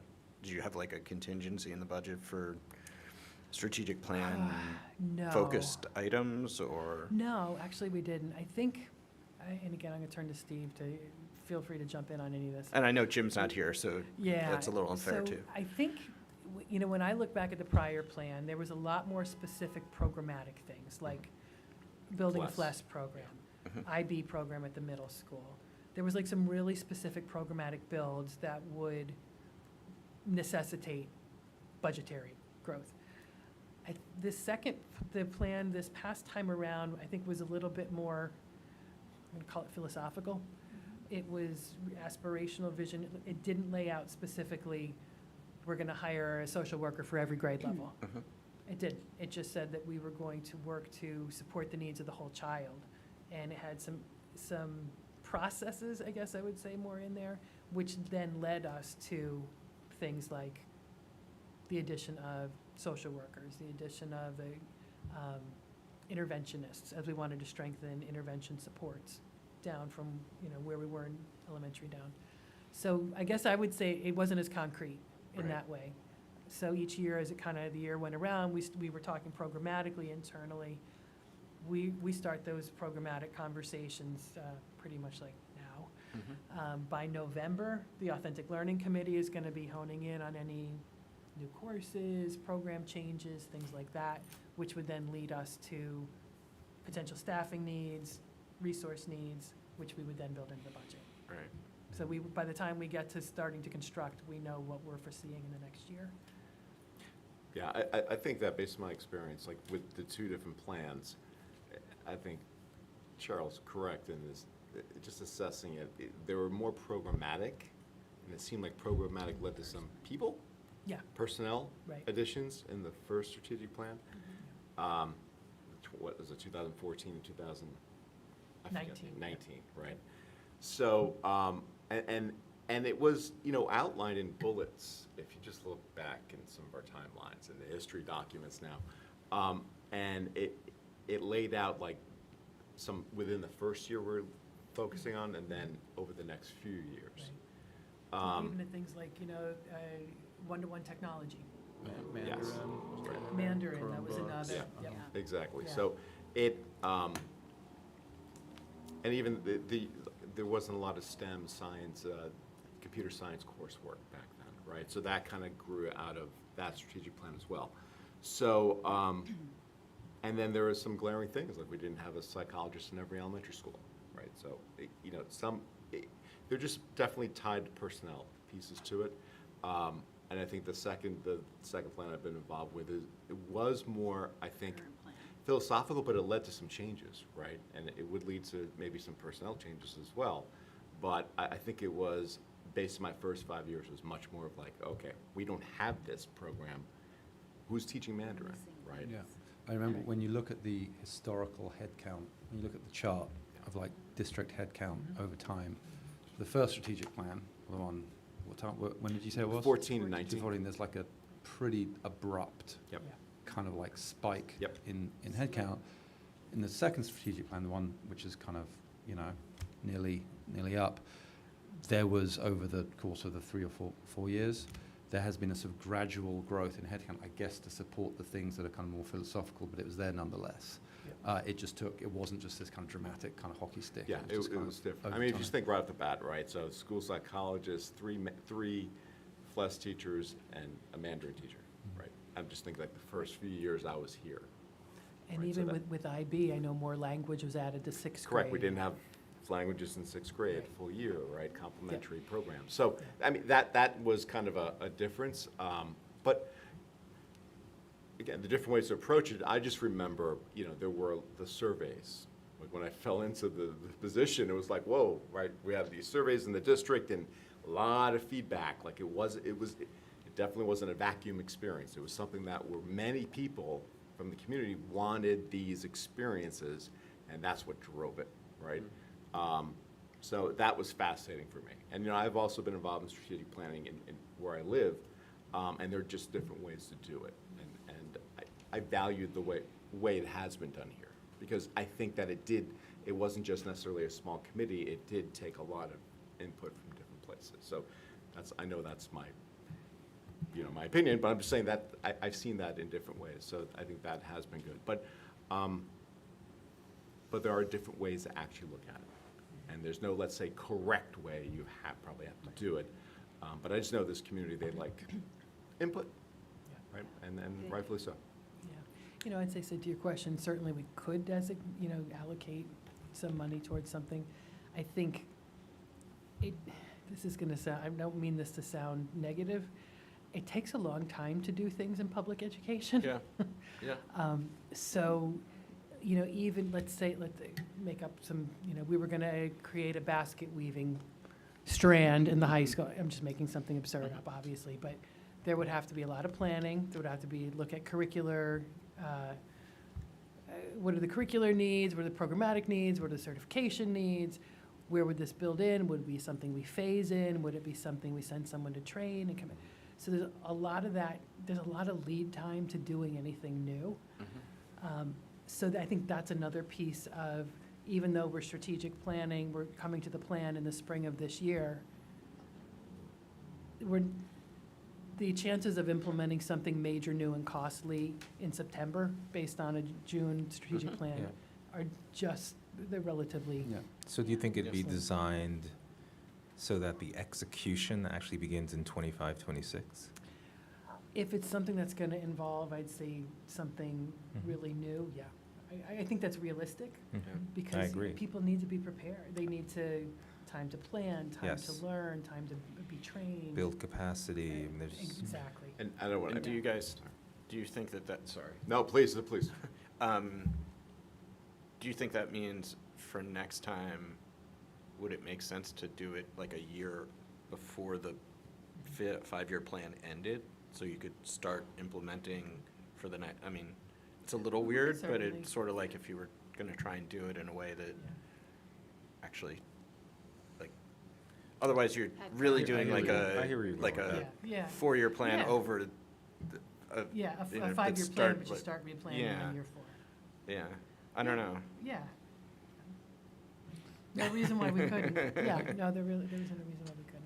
Obviously a long way off now. Yeah. But I mean, I guess the first, for everyone on the board, it's the first time we've been through this, but you've done it Right. once, you've done it twice. So I guess, I hate to answer the question with a question, but like, top of mind, are there any things that you think worked particularly well the last time we went through this exercise, or a optimization, a change you'd like to make, doing it again? You know, any learnings from your side of the table?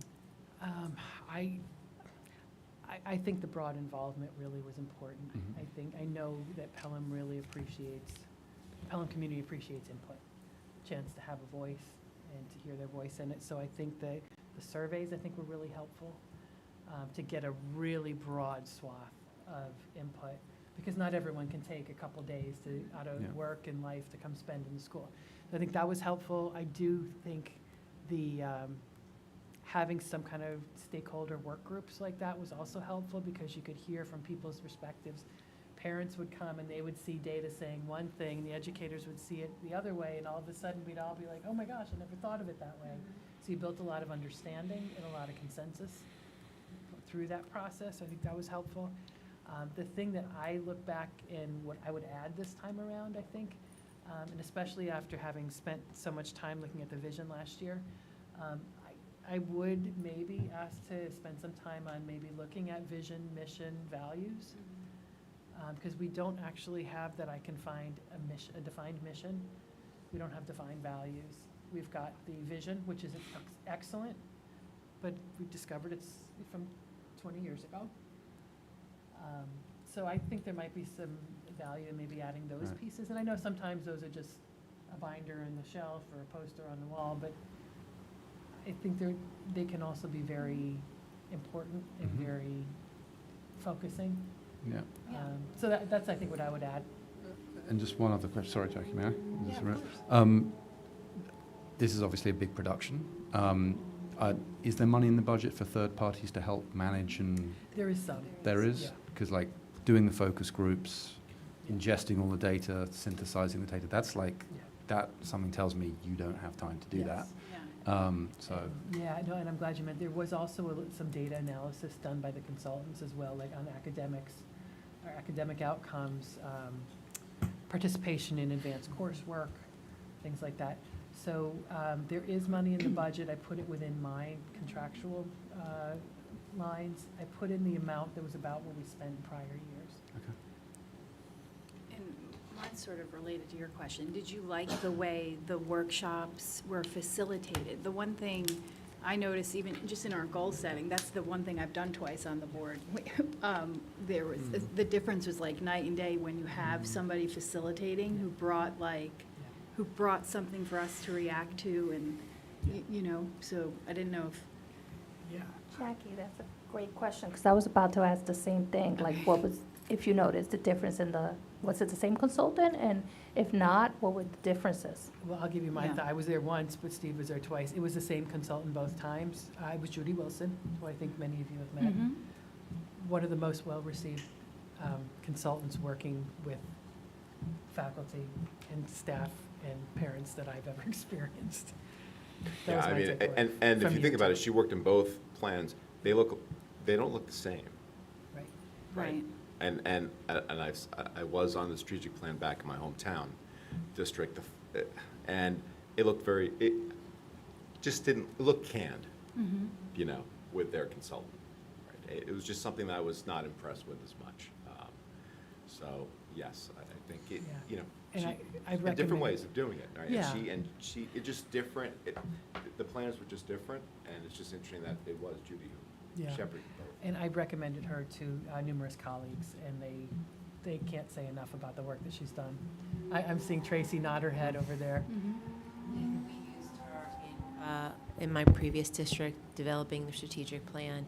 And yeah, in my almost 20 years of doing this, I've been to a lot of PDs, and it was like 2 of the most interesting days I've spent as a professional working with her. And I agree, involving a broad spectrum of stakeholder groups and getting a lot of, you know, input and communication in the work groups that we were involved in. As she broke us up, she intermingled the stakeholder groups and had a student in every group. And it was just great to hear the students' vision as well as we were trying to unfold the strategic plan.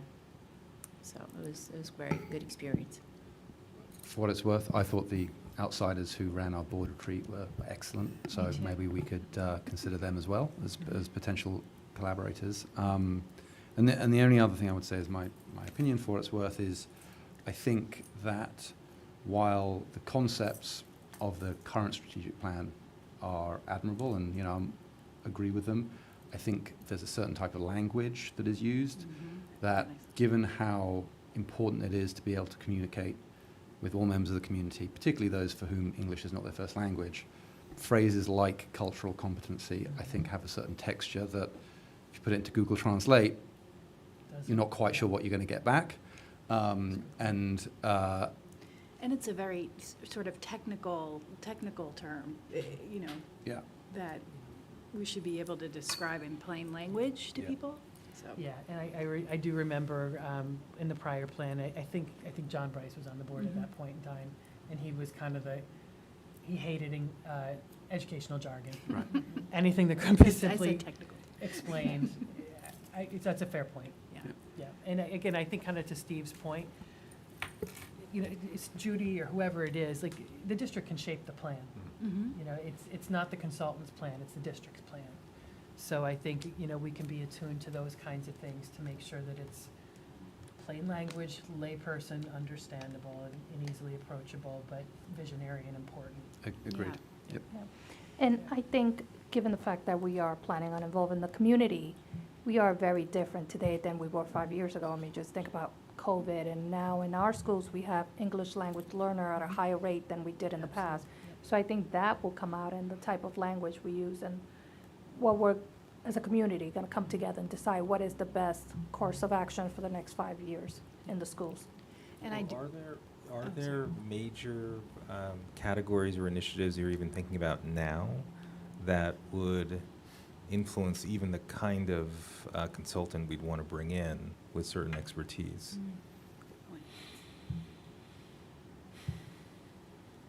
Not specifically, because I guess my experience with it here in other districts really is they're more facilitating the discussion and kind of bringing the group to a consensus around what's valued and where do people want to see things moving. Yeah. And then just in general, okay, that's, I get So that. having a consultant who can facilitate yeah. as opposed Yeah. to come in as an expert on anything. Yep. Help And- us to lead where we want to go instead of, Right. you know, them Right. leading us to a particular end. Yep. Would be my only. Yep. And then are there any, just so independent of the consultant, are there any areas that you're already like, wow, you know, I really, you know, artificial intelligence in schools or values, you know, like, are there things that you're already sort of chomping at the bit on to say, we really want to put our thumb on the scale? Yeah. Not fully formed thoughts to share yet. Okay. Yeah, I think there's areas to grow. Not yet. I'd hope to, you know, kind of come back to this topic a couple times throughout the fall. So it's certainly something that I can be thinking about and be more ready to share in the future. Yep. I mean, we need to think about it too, but yeah. Yeah, yeah, I think that'd be something for all of us to think about. And what would the timeline be then? So this would start, I think the way we've done it in the past, and I guess I'm just trying to think of all the different tasks that we have in front of us and making sure not to pile too much on one thing on the other. I believe we launched surveys somewhere around December-ish, December, January. I could work with Alex and we could find out exactly when we launched them last year, January, February, or But the RFP. December, January. So But I think, what would the I think RF it was surveys first, because those are quick and easy, we can get those launched out. And then I believe focus groups were next. I'm gonna guess somewhere around January. And then the large work group to synthesize the data was probably, let's say for the sake of argument, January, February. And then, probably February, and then the work groups were then divided up with a deadline of like May. But the RFP for the consultant would be That would have to go out this fall. like this, like a month from now. Shortly, yeah, very shortly. Right. It doesn't have to be a huge timeline turnaround. You know, and I'm sure we're gonna get a wide array of applications. I think last time I did an RFP for strategic planning, we got one back that was like, you know, $150,000, and then ones that were like 20,000 and everything in between, depending on the level of services and such. So some I think were just, you know, we're not like 100,000 students in a school district size where you need that level of, but you do certainly want a level of sophisticated facilitation. Yep. For sure. So when we think about the planning for it, I'd want to make sure like the communications team is getting the word out for participation in the survey, so that they're like similar to last time, there's really robust participation.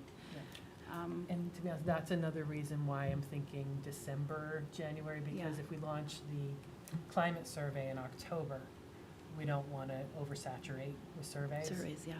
So I'm thinking, you know, October, then maybe December, you know, like a 2-month gap between, or, you know, maybe push into January so that we don't get the fatigue.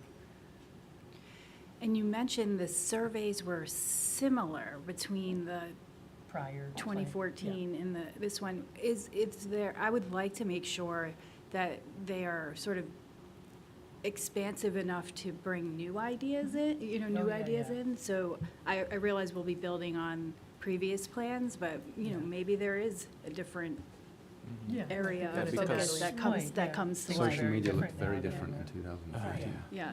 Yeah, that's fair, that's absolutely fair. but yeah, I mean, just from my experience, if I go into a patient's room and say, how bad is your chest pain versus how are you feeling today? You know, you get a very different answer. So, you know, some of the survey questions were like a little bit more closed and directed than like the open-ended type questions. Yeah, we can look at that.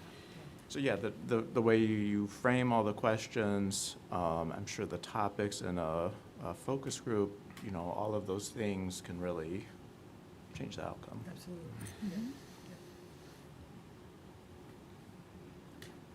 All right, well, thank you for that feedback. If you think of anything else, let me know. And we'll, like I said, I'll come back to this again in another meeting as we start to put the RFP together. So, Okay, thank you. that is it for me. Sorry about that. Thanks. Hopefully worthwhile information. Does anybody need to take a break, or how much more do you think we have? Just keep going? 2 hours. Okay. Let's keep trying to do it. Okay. Let's do it. Superintendent's update on authentic learning. So Dr. Champ has updated you on almost every single thing I've been up Excellent. to. Cross it right off the list. Which is a lot. Fair, thank you. I appreciate that. We do have a meeting scheduled to plan the rest of the year's PD with Branching Minds on September 21st. Our technology team is going to be meeting with DataViz tomorrow for the first round of their training so that they can build outside of the canned reports that we get from DataViz. Dr. Callahan shared with you all that's happening with Chasing Space. The children have arrived. They finished today, would be Thursday, Friday, Monday, Tuesday, Wednesday, day 5 of school, so we're a full week in. And as I said earlier, we anticipate drop-in tutoring to begin within the next 2 weeks, I'd say, once we have enough staff ready to go. And quite honestly, enough curriculum taught to provide the opportunity for a need for help in that way. Yeah, we literally gave everything away. So that's what I've been up to. Thank you. Thank you. And thank you for brevity.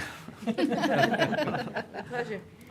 Assistant Superintendent's update on the whole child. Thank you. I'll try to be brief as well.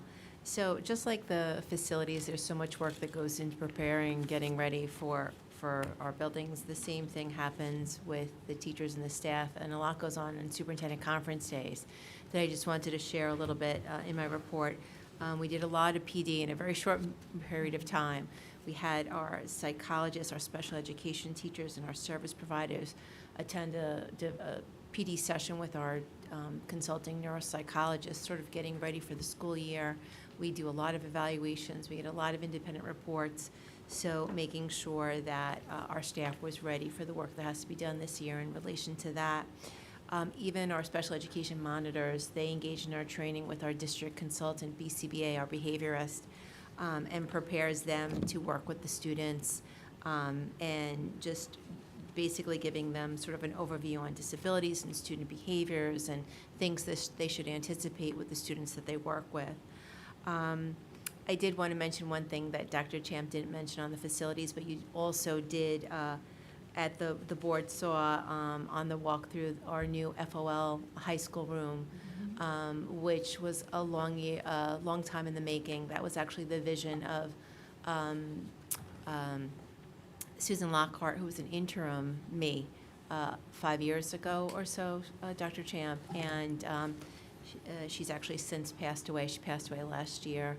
And I did actually find her daughter on Facebook and shared with her that her mom's vision came to be, which was really special for her. But the FOL classroom in the high school is a phenomenal new space that when I walked in there day one, the kids were just thrilled and comfortable and happy and proud to show me around and show me what they were going to be doing in their new spaces. So that was really special. So, and it was a great part, a culmination of that bond work as well. Also on the social emotional learning front, on Superintendent Conference Day, we had a large group of special education teachers who engaged in our first responsive classroom training with Earl Hunter on sustaining momentum. The teachers walked away so invigorated and excited. It's so hard to pull at everyone's time. They want to get in and do some of their own work and set the rooms up, but Earl did a great job, as he always does, getting the teachers thinking about how to use responsive classroom, think about what their first week is going to look like, what their first month is going to look like, and what the whole year is going to look like in terms of their school, their classroom community.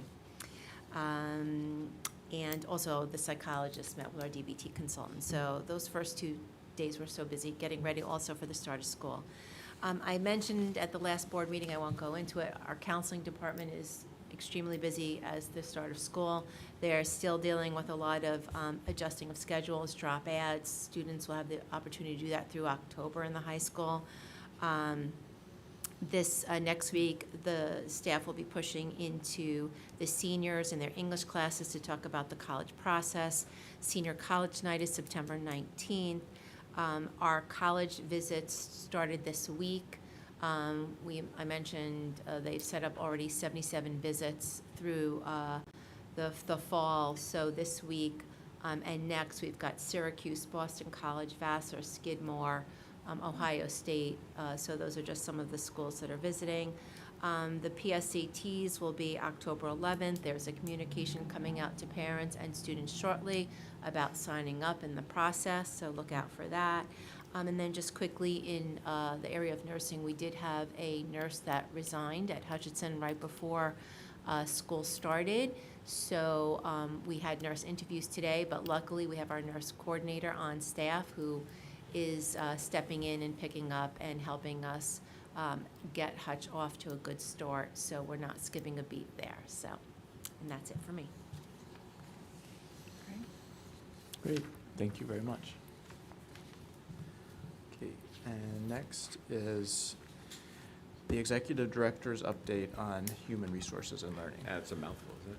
All right, just briefly again. So there's always learning that goes on with a leadership team, and we like to find a text that we want to read together and learn about leadership. And there's some recommendations about Brene Brown's Dare to Lead. So we chose that as our book, and we'll be using that as our little book study when we meet once a month. And I'm looking forward to learning and leading with our administrative group on that. I'll be meeting with a group of administrators who wanted to kind of reframe our new teacher meetings this year. So we're looking forward to discussing the purpose and how we're going to actually actualize those learning experiences with our new teachers. And I think it's just a different set of eyes that we haven't had as much involved with new teacher meetings. We're looking forward to getting that together. And you'll also see on the agenda this evening for our new board members, we have something that's called annual appointments, stipend and positions, which are collectively bargained with the teachers union. They run the gamut from different curriculum positions, staff developer, lead teacher positions, academic service club advisors, drama advisors, publications, student government advisors, different types of curriculum coaches. So that happens on an annual basis. We may have to fill those, which are still vacant, in upcoming board members with upcoming board meetings. But we want to thank the teachers for really contributing their time to the kids to make sure that it's a comprehensive experiences that they enjoy. But you'll see that on this agenda. Great, thank you. And we're not going to do No, finance and yeah, but facilities Jim yet. covered most of it. Okay.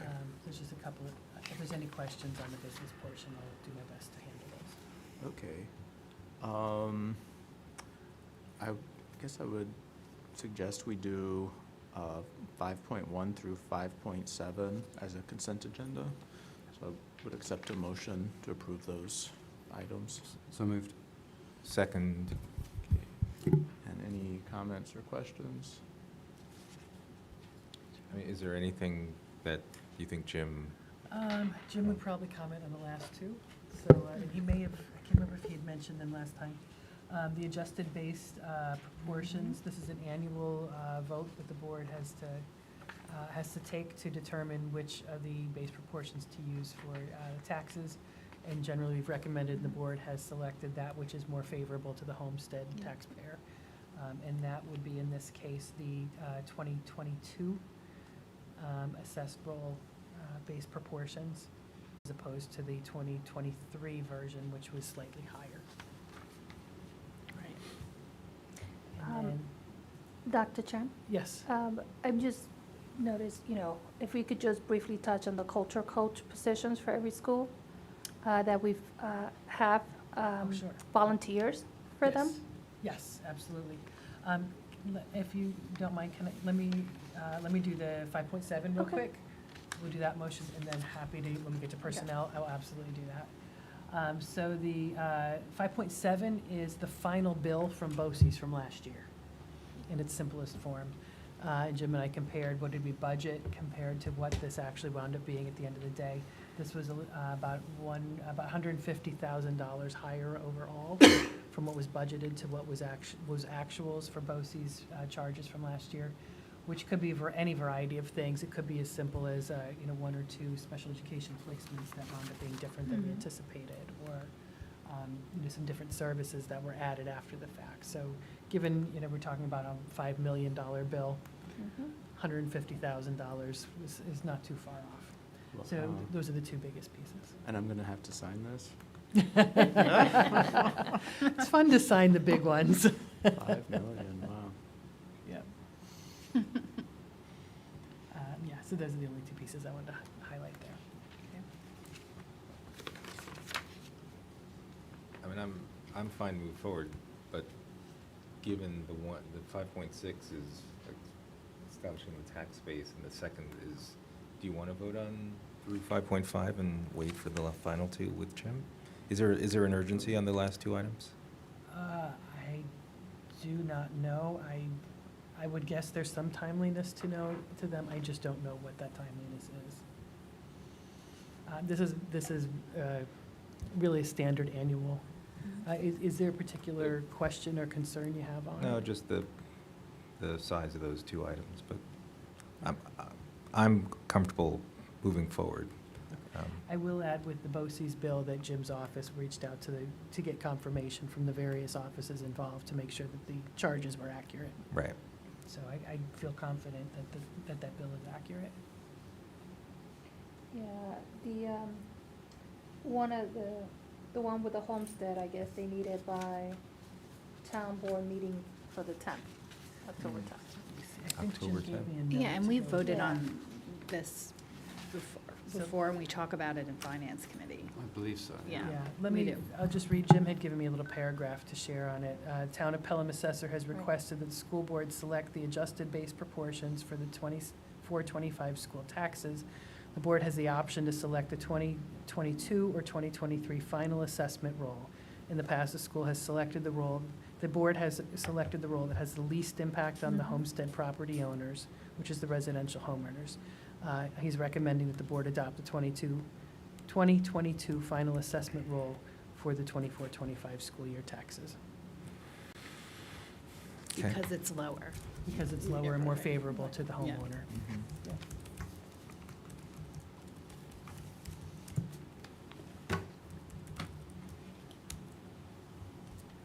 Okay, all in favor? Aye. Aye. Any opposed, any abstentions? No, motion carries. Okay, I'm gonna propose that we do 6.1 through 6.4 as a consent agenda, and would accept a motion to approve those items.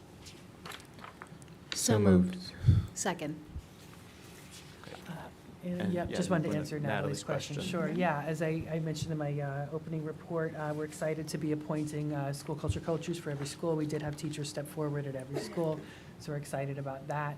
And again, I know lots of the folks that have stepped forward, and I know that they're, this is something that is near and dear to their hearts.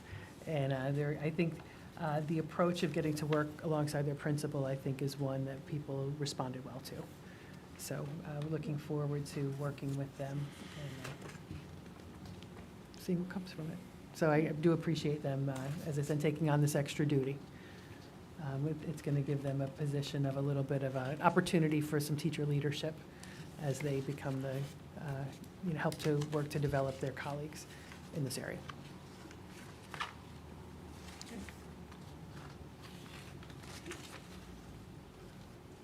Yes, just looking through, you see so many names of great teachers, and really Absolutely. happy to have people stepping into leadership positions, as leading clubs and Mhm. different curricular areas.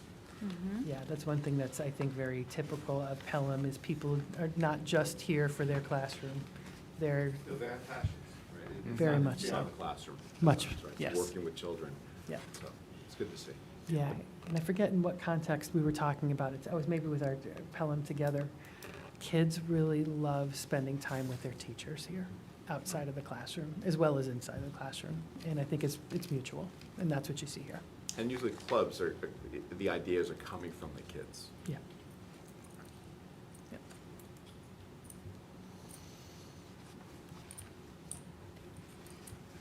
Any other comments or questions? All in favor? Aye. Any opposed, any abstentions? No, the motion carries. Okay, then we have 7.1, motion to approve Schedule D.